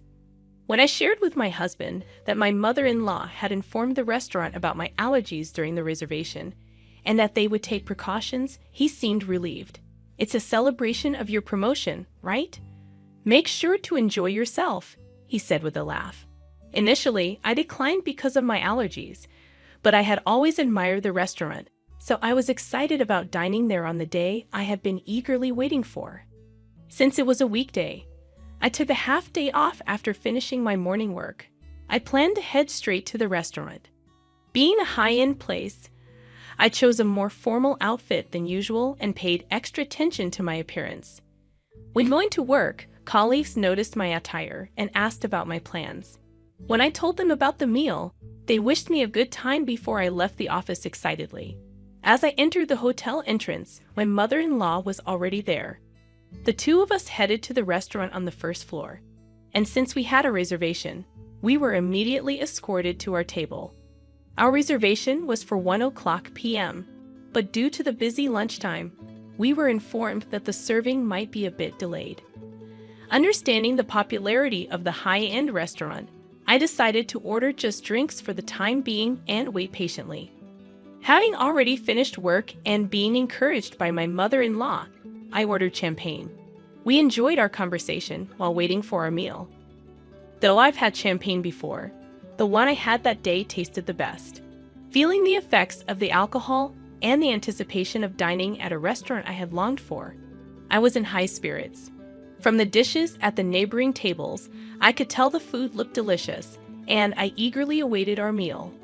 Suddenly, my phone rang from inside my bag. Realizing I hadn't turned it off during my meal with my mother-in-law, I tried to shut it off. Seeing the incoming call was from work, I sobered up immediately, worried that there might be a problem. I excused myself from my mother-in-law and stepped out of the restaurant to take the call, ensuring no one was around in case of sensitive information. The call was regarding a document I had submitted earlier that day. My colleague urgently needed clarification. Relieved that it wasn't because of an error on my part, I answered their questions and wrapped up the call in about 5 minutes. As I was about to turn off my phone to go back and enjoy my meal, an unfamiliar woman approached me. "Excuse me, you're the customer who made a reservation for today's meal at the restaurant, right?" The woman was dressed as a chef, presumably from the restaurant's kitchen. She looked rushed and a bit out of breath with a concerned expression. I wondered why she would come out during such a busy time. I was puzzled, but when she said she needed to confirm something, I answered her questions. Her face went pale, and she urgently told me to leave the hotel immediately. "It's dangerous to go back to the restaurant now. Please leave the hotel and ensure your safety immediately." Suspicious of the woman's intense demeanor, I asked for clarification. Once I grasped the situation, I felt the blood drain from my face. I quickly hopped into a taxi waiting in front of the hotel and headed home. That evening, my mother-in-law called. When I picked up, she was furious about me leaving her at the hotel and returning home without saying anything, causing embarrassment. Since she had reserved a special course, you had everything set up to celebrate, and you just leave without a word. Don't you know basic manners? What kind of upbringing did you have? She was angry in a way I had never seen from my mother-in-law before, and she started to berate me. I had always thought of my mother-in-law as a kind and gentle person, but there was no trace of that now. I believed that the kind mother-in-law I had known would be upset if I left without saying anything, but would also be concerned about whether something had happened to me. However, she was furiously yelling with such intensity that I began to believe the rumors about her were true. As I remained silent, she continued to berate me further, complaining even about my parents and how they raised me. You've been silent this whole time. Don't you realize you've done something wrong? You're not fit to be my son's wife. After a long tirade, she finally seemed to calm down a bit. I then quietly posed a question to her. You told me that you informed the restaurant about my allergies when you made the reservation today, and I could relax, right?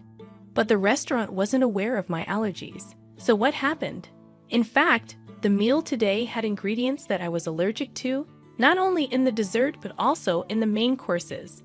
The allergenic ingredients were used in marinades and sauces, which weren't apparent from just looking. The woman who approached me earlier had taken the reservation call from my mother-in-law, and she said that no mention of my allergies had been made.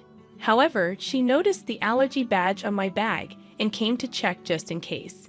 Being the chef responsible for our meal that day, she immediately noticed the inclusion of the allergenic ingredients. If she hadn't informed me, I would have unknowingly consumed the food with allergens, which would have resulted in a severe allergic reaction. Initially, I doubted that my mother-in-law would purposely make me consume allergens, but considering the woman took time out of her busy schedule to inform me, I quickly believed her.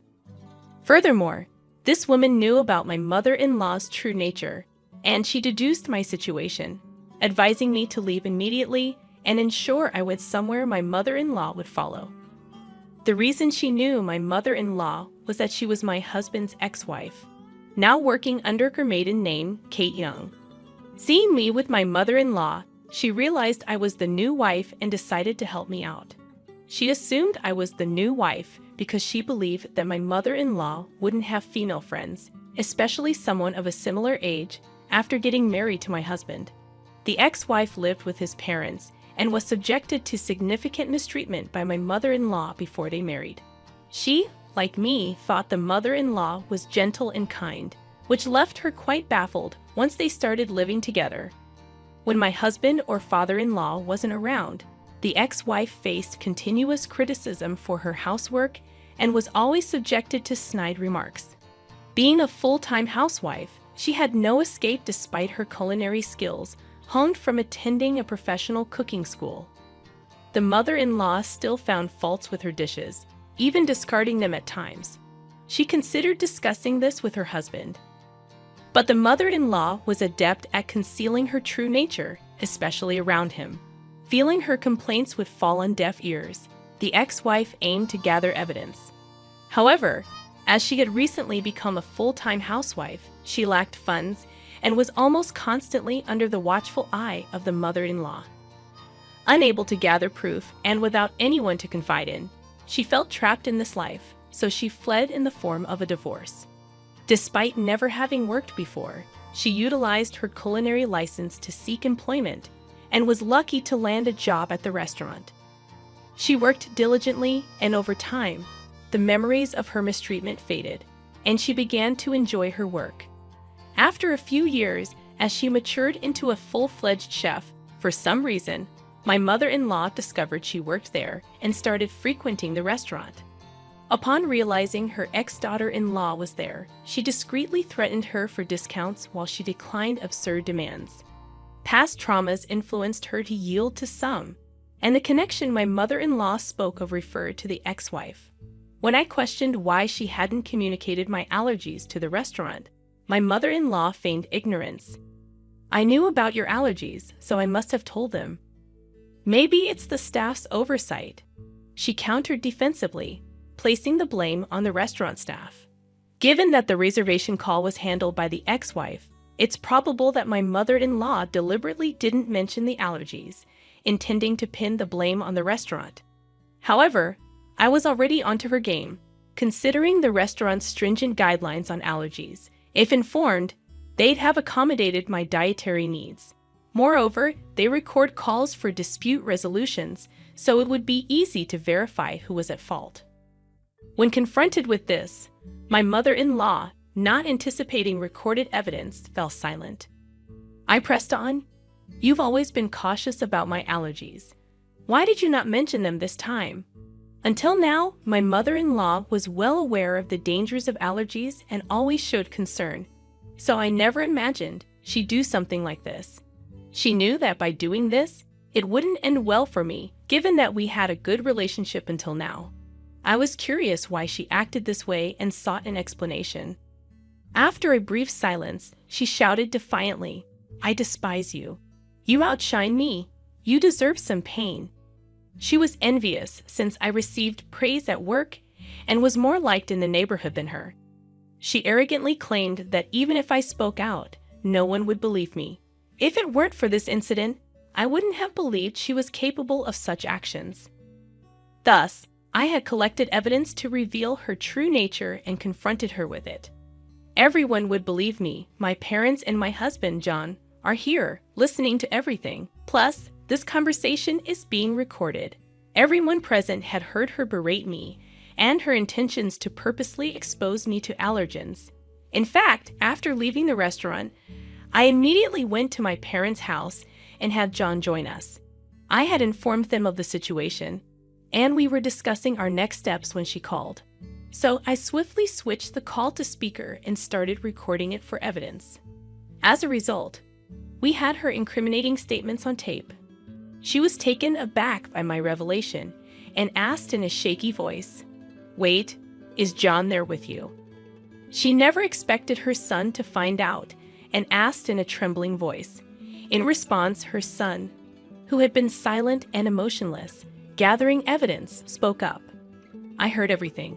I can't believe you do something like this, Mom," he said in a suppressed, angry tone. She hastily began making excuses. "It wasn't like that. I didn't mean." Her desperate attempt seemed insincere, especially after her earlier outburst.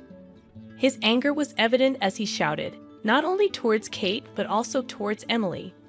"I don't even want to think of you as my mother anymore. We're cutting ties." Given the true nature of the mother he had trusted, John was beyond furious. He then declared his estrangement from her, ignoring her cries. Furthermore, my parents said that they would sue her for attempted murder, and John cut off the call, disregarding her voice. Later, when John informed his father about the incident, he was furious and suggested divorce, eventually throwing her out of the house. With no relatives to rely on, no income, and being a housewife, she clung desperately, pleading and crying. Her husband, feeling a final bit of pity, put her in a basic apartment, paid the first month's rent, and told her to find work so she could support herself.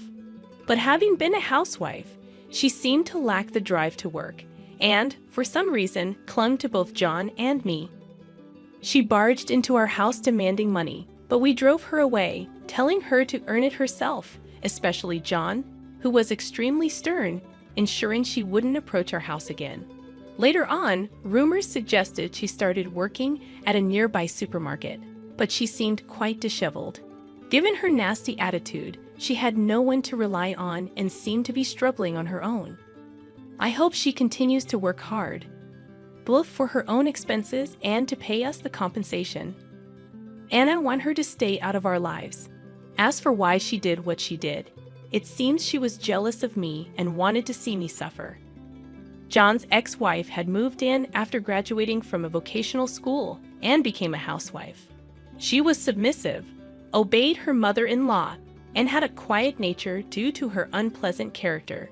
which made her disliked by women and her enjoyment in bullying those weaker than herself. She used to take out her stress on John's ex-wife. However, I am independent, working, and getting promotions. I had a higher social status than her and was well regarded in our neighborhood. Initially, she liked me, thinking I was a competent daughter-in-law, but she gradually grew jealous. Being unable to bully me, she wished I'd be in a position where I'd become incompetent, wanting to look down on me.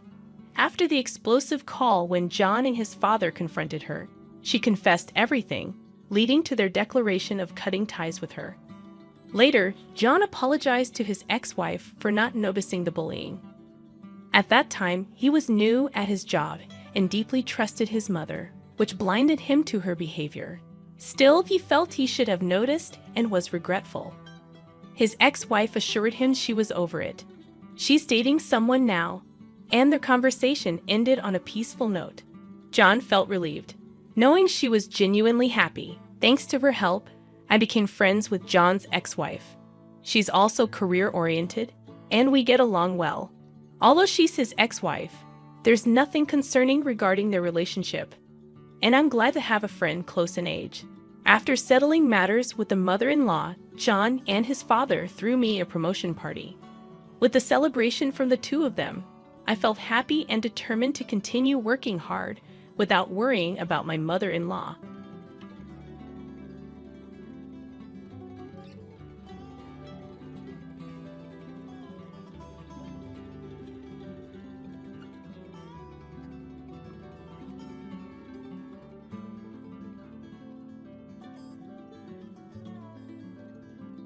Greetings, I'm Felicity, and I've reached the age of 37.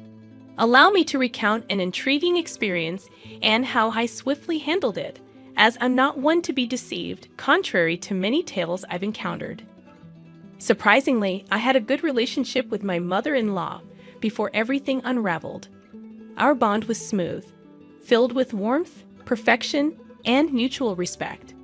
My husband, Frank, was the love of my life, my partner in crime, and my best friend. From my perspective, everything seemed picture perfect. This isn't a delusion or oversight on my part. Sure, we had our arguments like any normal family, but there were no red flags and all seemed well. However, the shocking turn of events that followed left me bewildered. Let me narrate the incident and explain why I chose to seek revenge on my husband and mother-in-law. I had planned something special for our family, a vacation originally meant for Frank and me. However, considering Tiana, my widowed sister-in-law, and her loneliness, I decided to include her. I sponsored most of the trip, covering accommodation, meals, and activities. Frank and Tiana were only responsible for their additional expenses. The plan was to treat them to a once-in-a-lifetime vacation in Spain, exploring Barcelona's vibrant streets, savoring tapas, and enjoying the Mediterranean sunshine. The thought of creating lasting memories and strengthening our bond excited me. Little did I know that this grand adventure would lead to events that shook the foundation of trust and shattered the illusion of our perfect family. Backtracking to that fateful day, filled with hope and promise for our Spanish dreams, I stood in the living room holding plane tickets with a smile on my face. Gathering Frank and Tiana, I revealed the surprise. They exchanged puzzled glances, curiosity etched on their faces. Tiana, with her wise eyes, tilted her head slightly. With a flourish, I presented the tickets and shared my plans for our Spanish adventure, hoping to see joy and gratitude in their eyes. Frank's face lit up, expressing genuine anticipation. "Felicity, you truly are something else," he explained. Anticipation bubbled within me as I eagerly awaited the commencement of our extraordinary journey. Tiana, on the other hand, donned a gentler smile, her gaze meeting mine. "Oh, my sweet Felicity, you've truly outdone yourself. This is a gift beyond measure. I'm deeply touched," she expressed. In that moment, pride and contentment swelled within my heart.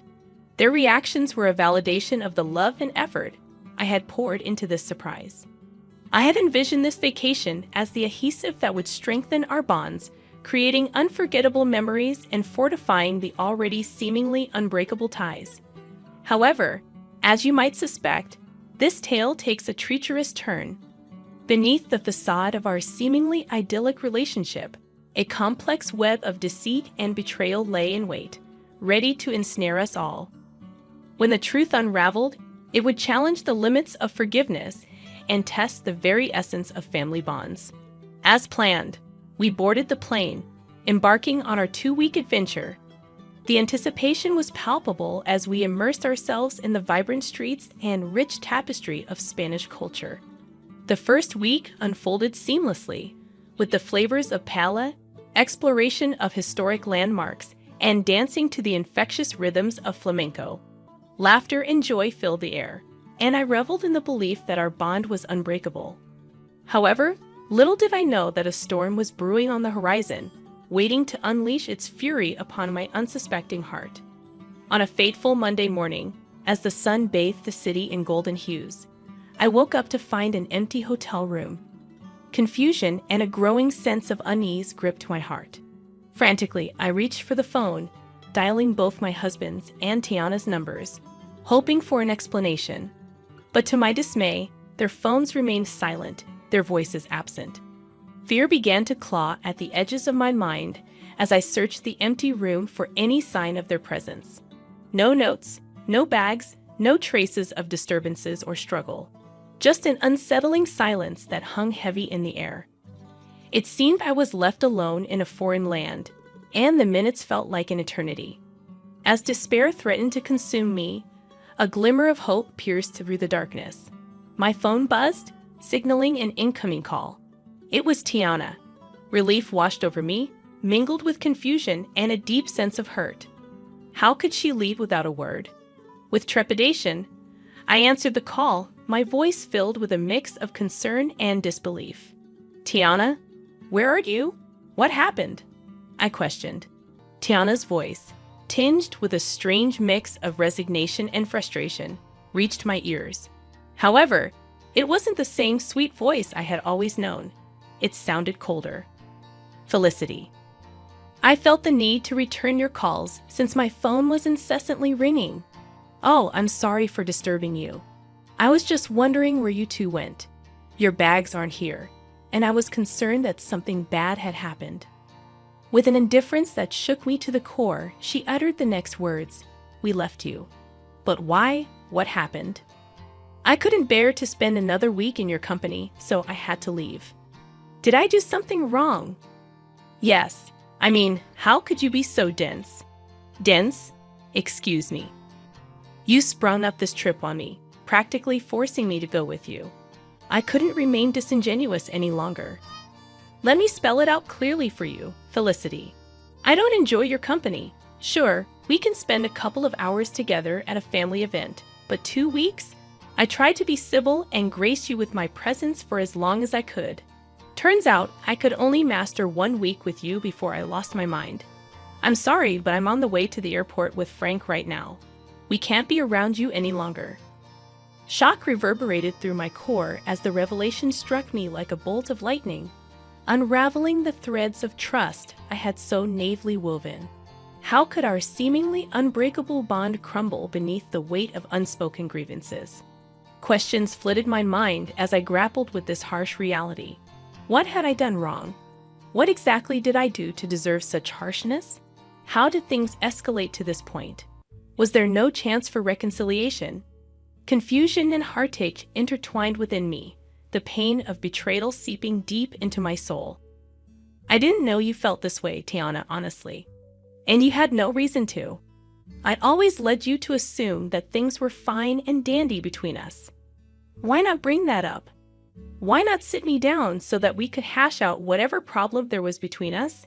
Because if I'm being honest, I still don't know what I've done to wrong you. That's the thing. I just can't put my finger on it, but you just irk me." "What?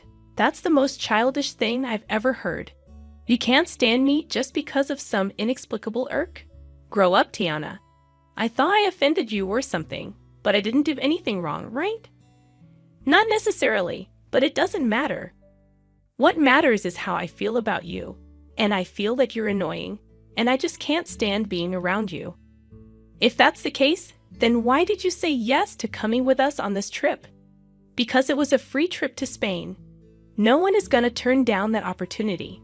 But as the days went by, I grew more and more tired of your antics. What antics, Tiana? What did I do that was so bad that you decided to leave me all alone in a foreign country? She failed to answer, and I grew more impatient with this impromptu disdain coming out of nowhere. I was shocked, hurt, confused, and angry. But most of all, I was just sad. I had to inquire about my beloved husband and what he had to say in all of this. Let me speak to Frank, casually and easily. Tiana passed the phone on to Frank. Assuming someone, likely Frank, was eavesdropping on the entire conversation, he responded with the same indifference and coldness as his mother. Hello. Really, Frank? You decided to leave me too. I didn't leave you because I don't like you. I left because my mom needed me to take her home. So you knew about all of this? How long have you known about your mother's apparent hatred towards me? For some time now. I was hoping this trip would bring her closer to you, but I was wrong. Okay, but what I'm failing to understand is why none of you approached me about this. We're all adults, meaning if there's an issue, we solve it. It's not like we haven't had arguments in the past. We sat down and solved those arguments.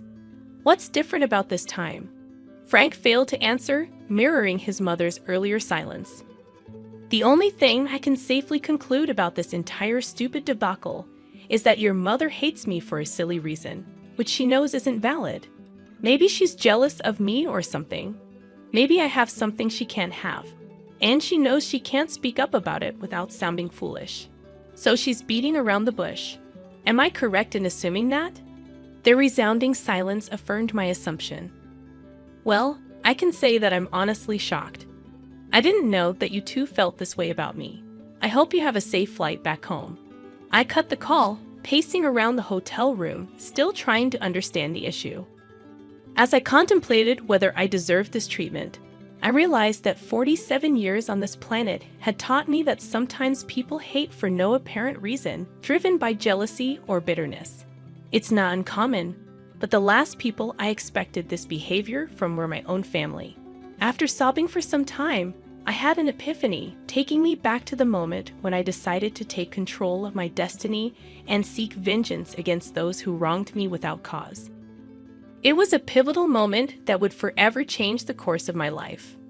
Wiping away my tears, a newfound determination welled up within me.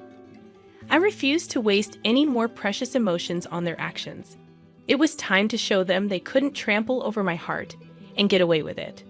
With trembling fingers, I dialed my childhood friend Arlo's number, knowing I could trust him with my darkest secrets. After pouring out my heart and explaining the painful betrayal, I cautiously asked if he could assist me in my quest for justice.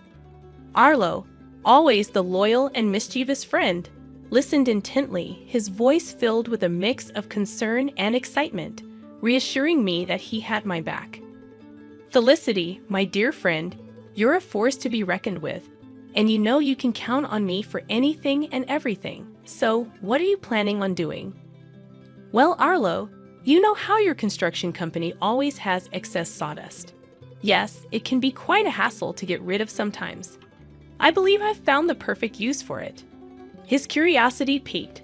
I unraveled my plan like a carefully crafted script, detailing how we would execute the ultimate act of retaliation. Bags of sawdust would be delivered to Tiana's house, infiltrating every corner and crevice, leaving an indelible mark of chaos and betrayal. Arlo couldn't help but smile at the brilliance of my idea, a subtle yet impactful reminder to Tiana of the stress she had unleashed upon my life.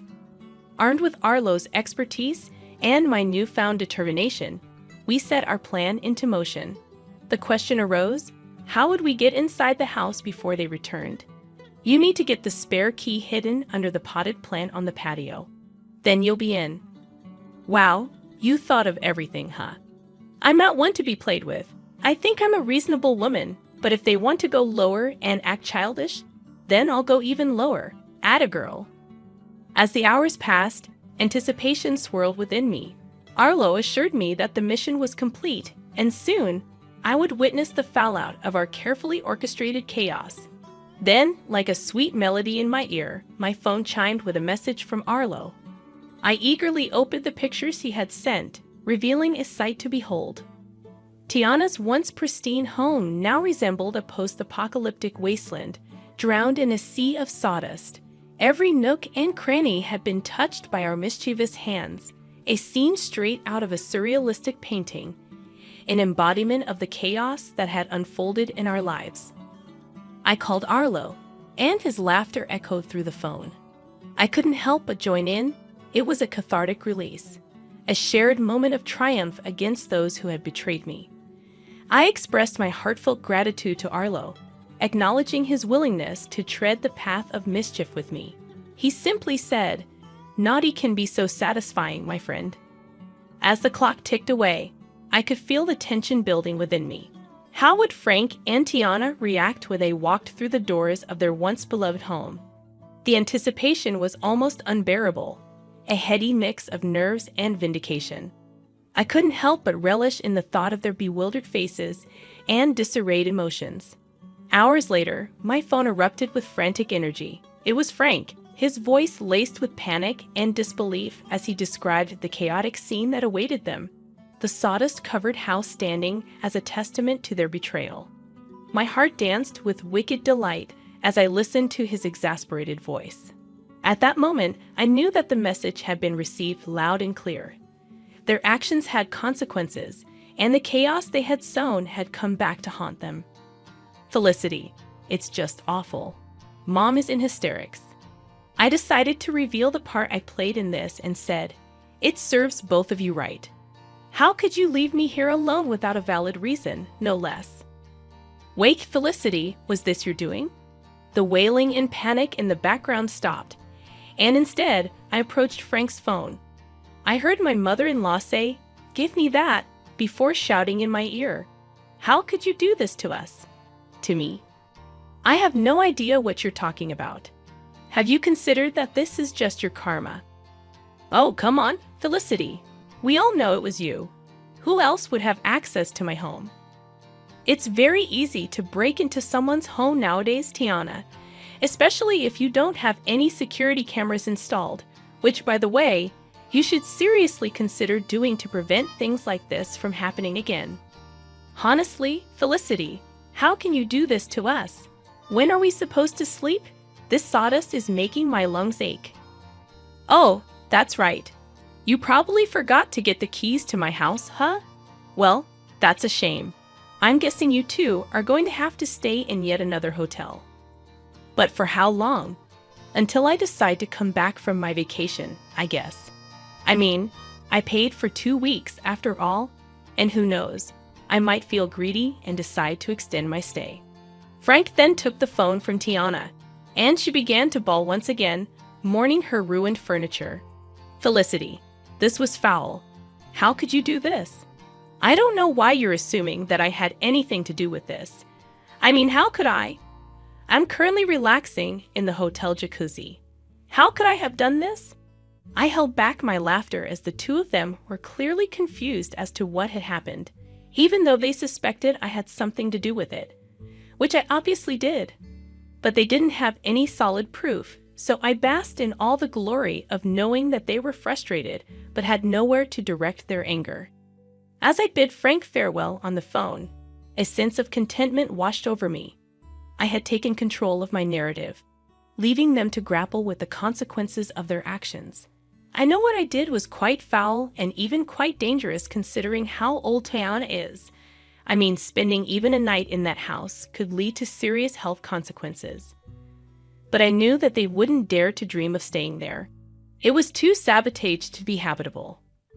They just had to rely on staying in a hotel for a little bit longer because I didn't want my money to go to waste. I stayed that extra week in Spain, enjoying the culture as I intended, while my husband and my mother-in-law were undoubtedly worried, trying to find a cleaning company that would take on such a daunting task. I didn't know how long it would take to get the house professionally cleaned, but I knew that in the meantime, my mother-in-law would have to stay with us in my home. and I knew that she would just be irritated the whole time since she apparently can't stand my company. This should serve as a reminder to some of you that some people need to learn the hard way. And if it just so happens that you can dish out your own justice, then by all means, go ahead and do it, and really give people something to be mad about.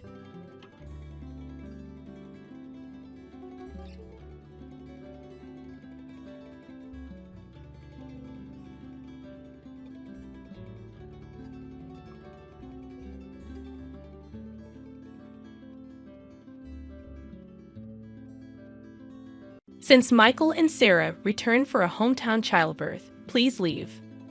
My mother-in-law stated in a chilly voice. Her eldest son and his wife are due in 3 days. Me leave? I asked, confused and stunned. Yes, we don't need another mother figure anymore. You've been redundant for a while now. Michael and his family will be living here, so make sure you're out by tomorrow, she continued. I knew I was never truly accepted into the family since the day I got married. Treated as a wife, never did I imagine they would tell me to leave. You barren failure, you were allowed to experience raising a child. Be grateful. We have no obligation to support you anymore. It seems like Simon is tired of you too. What's Simon to? I gulped down my saliva. If it's not a conspiracy between my mother-in-law and Michael, then I don't need to stand in ceremony with my husband anymore. Foolish to drive me out, but it was my mother-in-law who ignited this. What happens to this house now is none of my concern. May they face the reality they have ignored squarely. Personally, I'm Anna Thompson, 45 years old, living with my husband and mother-in-law in a popular area close to the station. The access to the city center is superb. When house hunting, my picky husband, recently promoted to a managerial position, insisted on a spacious apartment. The rent was steep, but the space and rooms made it worth the stretch. My husband, Simon, 8 years my senior, a divorce I met through a friend's introduction. Comforted by the enveloping kindness unique to an older man, we decided to get married after 2 years of dating. Even when I told him about my infertility due to past illness, his affection did not waver. Likewise, my feelings remained unchanged when I learned of the circumstances he carried. My husband had a son named Michael from his previous marriage. I'm truly sorry to ask you, who have never been married, to live with my parents and son. I won't make you suffer. I'll ensure you're happy. That was the promise he made to me. To prevent me from feeling suffocated, my husband suggested moving to a spacious apartment where I could have my own room. Michael, turning 10 this year, won't need much care with my mom around. You don't have to push yourself. After his divorce, my husband got help with childcare from his parents at their home. A few years later, Simon's father passed away in an accident, and it seems his mother took over as Michael's caretaker. From the first meeting, Michael wouldn't even make eye contact with me. I thought it might be his shy nature, approaching a difficult age, so I didn't worry. As long as they accepted me as a member of the household, I was content. My mother-in-law was a quiet and refined person. When I visited to formally introduce myself after our engagement, she treated me with such politeness that I thought we would get along fine living together. I'll continue to prepare the meals as I have been. Simon comes home late, so it's okay if we eat at different times, right, Anna? I'll leave the cleaning and laundry to you. All right, let's work well together. After getting married, I switched from a full-time employee at the pharmacy to a part-timer due to the division of household chores. I started work a bit later in the morning, so I wouldn't get home until nearly 8 p.m. Dinner was always ready when I arrived, making me feel good about living together. My mother-in-law and Michael usually had dinner before I got home, so I was always eating alone. Even after getting married, I sometimes felt a sense of, is this it? But I came to accept that this was our family style. From the beginning, my mother-in-law never really liked me and didn't consider me part of the family at all. Michael, the school's activity day is before summer, right? When is it? We're all going to see you. Sometime after getting married, I tried to break the ice with Michael, who still hadn't warmed up to me. No, as Michael faltered, my mother-in-law interjected, "We'll go there, just Simon and me, Anna, you don't need to worry about it. I misunderstood her words, thinking she was just being considerate. I can get the day off work. Let's all go together. You don't need that. You're Simon's wife. And Mick's family has always been just Simon and me. I was quite shocked when I brought it up with my husband at night. He said, Mom's been clinging to Michael. She probably thinks you're trying to take him away. I'll talk to her eventually. I began to join as a mother at the activity day, but Michael and I rarely spent any time together outside of school events. Sometimes I could tell Michael wanted to say something, but my mother-in-law always cut in between us. I later found out that she had been bad-mouthing me to Michael. Anna said she could be happy with Simon if Michael weren't around. She's a terrible person. Dad must be deceived by her too. If a boy in his formative years hears such things, it wouldn't be strange for him to distrust me. It was a sickening story, but at that time, I hadn't imagined that my mother-in-law could do such a thing. After graduating high school, Michael immediately moved in with his girlfriend and left home.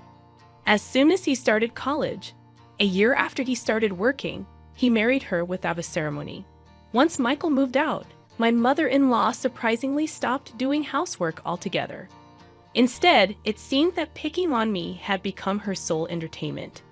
She stopped cooking, which she used to do before, and now just sits at the dining table waiting for me to come home. Without a moment to sit down, I would stand in the kitchen and prepare dinner. You're really inefficient. At this rate, it'll take you all night. I was never good at cooking, partly because I had always relied on my mother-in-law to prepare the meals. Whenever I did manage to cook, she would taste each dish and invariably complain, "This tastes awful." I'm sorry, I'm trying my best. You're astonishingly tone-deaf when it comes to flavors, Anna. It's a good thing Michael never had to eat this. How terrible. If she thought so, she might as well make it herself. But it seemed she just wanted to complain to me. Not just about the meals, but she started nitpicking everything from the cleaning I never used to do to the laundry. Why are there so many wrinkles on the laundry? You have to vacuum every nook and cranny. You really can't do anything right. Didn't your family teach you anything? With that, my mother-in-law sighed while looking at me being belittled. Even about my family, I clenched my fists in frustration. I don't know how you won over Simon, but I can't see much charm in you as a woman. And she always concluded with the same line, if you hadn't come, Michael would have never left. I understood that there was a gaping hole in her heart since Michael had left. Maybe it was what they call empty nest syndrome.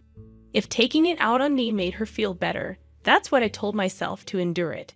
But her bullying took on new energy after a certain event. That event was the pregnancy announcement from Michael's wife, Sarah. The joy my mother-in-law exhibited was unlike anything I had seen before. It's Michael's baby. It's bound to be adorable. Yeah, he'll be my first grandchild. Watching the two of them rejoice, I was happy too. But my mother-in-law's excitement was beyond normal, probably because Michael asked her, "Grandma, can Sarah have our baby at your place?" Sarah's family home is an hour away by plane, and since they have no one else to rely on here, they turn to us for help. Of course, my mother-in-law wouldn't dream of turning down Michael's request. The phone calls from Michael started to become frequent, and her excitement went through the roof. The next day after getting the news, she started preparing enthusiastically. From cleaning out Michael's room to preparing the bedding and making a list of baby items, it was like she had great-grandchild fever. Naturally, I had to get involved too. When I returned from work, Anna, I vacuumed Michael's room. So you need to wipe the floors and the windows and please wax them too. This weekend we're going to the department store to look at baby cribs. Cleaning and waxing at night was tough, especially after a long day at work. If I even thought about cutting corners, I'd be told to do it over again. Moreover, my mother-in-law started asking for money, and before I knew it, the house was overflowing with baby stuff. Anna, I need you to withdraw some money tomorrow. There are things I want to get ready for the baby again. Isn't it wasteful to prepare so much when Sarah and Michael haven't even arrived? Shouldn't we wait and choose together with them? I had wanted to meet my mother-in-law's requests, but I was troubled by the relentless spending. How can you be so cold? It's Simon's grandchild. Oh, that's right. You're not related to Michael by blood. You don't care, do you? That's not true. Please don't say that.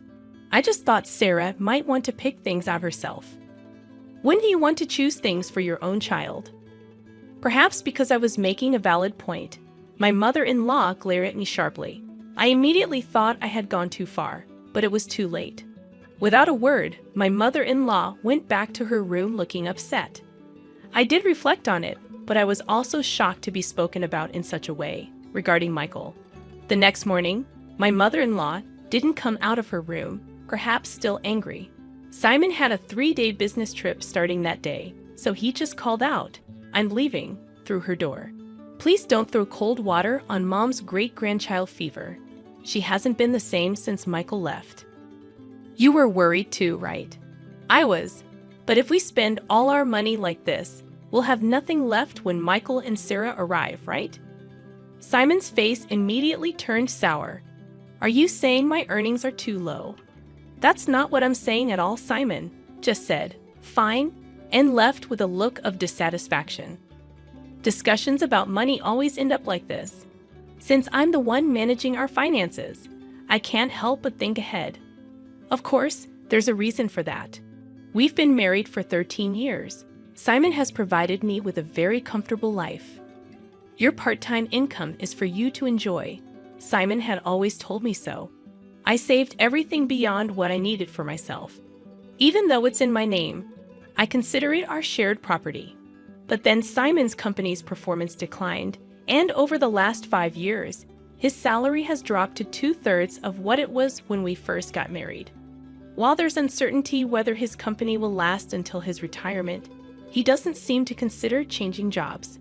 For appearances in front of my mother-in-law, my husband couldn't give up his title as a department head. Now I'm the one paying the rent, and he covers the living expenses. We've kept this from my mother-in-law to save my husband's face. That day, I left work a bit early to apologize to my mother-in-law. When I got home, she was already sitting at the dining table waiting for me. I'm sorry about yesterday. I may have gone too far, I admitted, but my mother-in-law remained silent. Instead, she blindsided me with unexpected news. Michael and Sarah are returning for a hometown childbirth. Please vacate, my mother-in-law declared in a chilly tone. The eldest son and his wife were set to arrive in 3 days. Perplexed and stunned, I asked, I have to leave. She affirmed, yes, we don't need another mother figure anymore. You've been redundant for a while. Michael and his family will be living here. Make sure you're out by tomorrow. The realization hit me hard. I had never truly been accepted into the family since the day I got married. I had always been treated as an outsider. The news of Michael's return for the birth made it clear. You barren failure, my mother-in-law continued. You are allowed to experience raising a child. Be grateful. We have no obligation to support you anymore. It seems like Simon is tired of you too. Maybe he's getting along well with a new girlfriend by now. Shocked, I gulped down my saliva, contemplating the possibility of my relationship with my husband growing distant. Could this be a trap I fell into, thinking my husband would never? I remembered that, up until a year ago, he never had overnight business trips.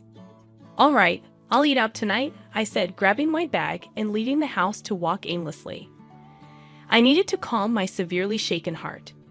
Worried about my husband, I tried calling his cell phone despite my mother-in-law's words. I still wanted to talk to him, but he didn't answer, no matter how many times I rang. I dialed his office, only to learn that he had taken a couple of days off. My mother-in-law's words began to ring more true. Could he really be on a trip with another woman? Dark thoughts crowded my mind, and I found myself overwhelmed with emotion, tears streaming down my face. Staggering along, I noticed the tavern behind the station, a place we used to frequent when we first moved here. It's still here, I thought as I entered. Welcome.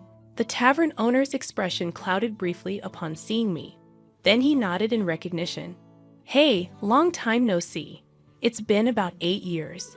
I used to come here a lot with my husband, I said. "Yes, it's been a while." "I remember you," he replied. I couldn't help but smile, feeling a sense of relief. "Can I get a beer and a mixed plate of grilled chicken, please?" I asked. The owner, a man of few words as always, nodded. As I sipped the cold beer and savored the grilled chicken, I took out my cell phone, and the screensaver lit up with a photo of us when Michael turned 18. Looking sharp in the slim suit we had picked out together, I wished for us to be closer as a family. The beer washed down my throat, taking the day's fatigue with it. Could I really move out tomorrow? Contemplating the next steps, I searched for moving companies, finding one for the job the next day. I also looked up junk buyers and saved 2 companies in my favorites. Changing the screensaver on my phone seemed to clear my head completely. The beer and grilled chicken tasted exceptional. I decided to think about everything once I got home. Walking away from the tavern, I was called from behind. A young waitress from the tavern was running towards me. "Excuse me, are you Mrs. Thompson? I noticed the screensaver on your phone," she said. Confirming my identity, she dropped a bombshell. My husband was having an affair with one of their employees. We exchanged contact information, and she promised to keep me informed. My mother-in-law's words appeared to be true.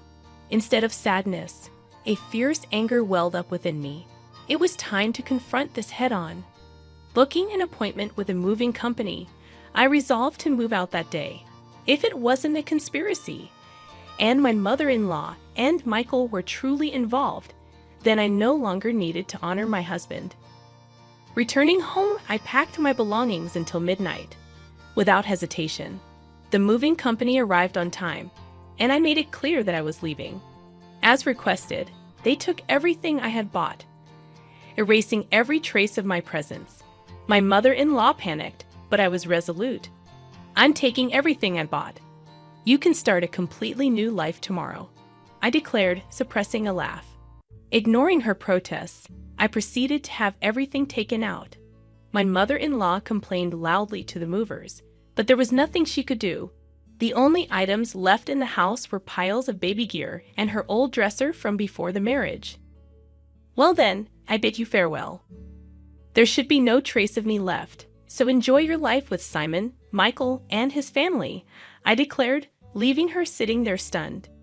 Placing the keys on the table, I exited the room. The movers held onto my things for a while, and I decided to stay with a single colleague for some time. Feeling a sense of completion, I slept soundly that night. A week later, I finally heard from my husband. I wondered if he was scheming with that other woman. While my husband was dragging his feet, I received a call from the young woman at the tavern. "Got a good shot, so I'll send it to you." In the photo, my husband was chatting up a not-so-young woman at the tavern. Maybe out of a sense of justice, the young woman must have followed them after they closed. There was also a photo attached of the two entering a hotel. Even in such times, the cheating continues, I thought, and any last bit of affection I had for my husband dissipated. I asked for the woman's name and had her address looked up. The next day, armed with all the evidence of the affair, my husband called. "Anna, where are you? Michael and his family are here too. Aren't you going to come home soon?" "No, I'm not coming back. Your mom told me to leave. I'm done here.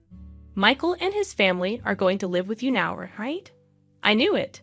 Michael and his family were out of money and looking to crash at our place. I heard that after graduating from a vocational school, they'd been hopping from job to job, and now they're working part-time. "No. I want you back, Anna. I went to the pharmacy, and they said you're off for a bit. Got a place to crash?" "Yeah, I'm fine. So don't worry about me. Your mom and Michael didn't like me, right? I reckon they're happy to have the place to themselves without me around." My snide comment left my husband speechless. He knew his mother and Michael never accepted me as family, but pretended not to see it. "Well, all right. I have something to say, so I'll come back there once," my husband replied with a relieved please in his voice. Days later, I returned to the house for the first time in a long while. Some new pieces of furniture and appliances were inside. When Michael and Sarah saw me, they just nodded from their seats on the sofa without getting up. As I took a seat, my mother-in-law glared at me with a scary look on her face. The atmosphere was tense, and just as I thought to get things done and leave quickly, Michael spoke up. "What are you doing here? You took everything from the house. What kind of monster does that? Dad's been supporting you, and you've had it easy." I sighed. "I took everything because I paid for it. I wanted to remove all traces of me, just as you wanted, right? That's crazy, right? There's no way you could afford all that just working part-time at the pharmacy," my husband said. When I glanced at him, he started talking as if he'd resigned himself. "We've been getting by on what Anna and I both make for a little while now. Then the stuff you took should be both yours." Instead of my speechless husband, I decided to speak up. "Simon's company has been doing poorly, and his salary plummeted. That's why, for the past 5 years, I've been covering what's missing. But that wasn't enough, and now I'm the one paying our rent." My mother-in-law looked at my husband with surprise. "I'm not just a part-timer, I'm a part-time pharmacist, and the pay is quite good. I'm making more than Simon now." At my words, my husband awkwardly looked away. My mother-in-law's eyes were frantically shifting between my husband and me. "From now on, Michael, you'll be paying the rent. You're going to live here, right? After all the help your grandma's given, it's time for you to take care of her." Michael looked at me with a shocked expression. When I dropped the news suddenly, "Rent? How much is it?" he asked. "It's $5,600. Good luck, since it seems my role as a mother is over. I don't have an obligation to take care of you anymore.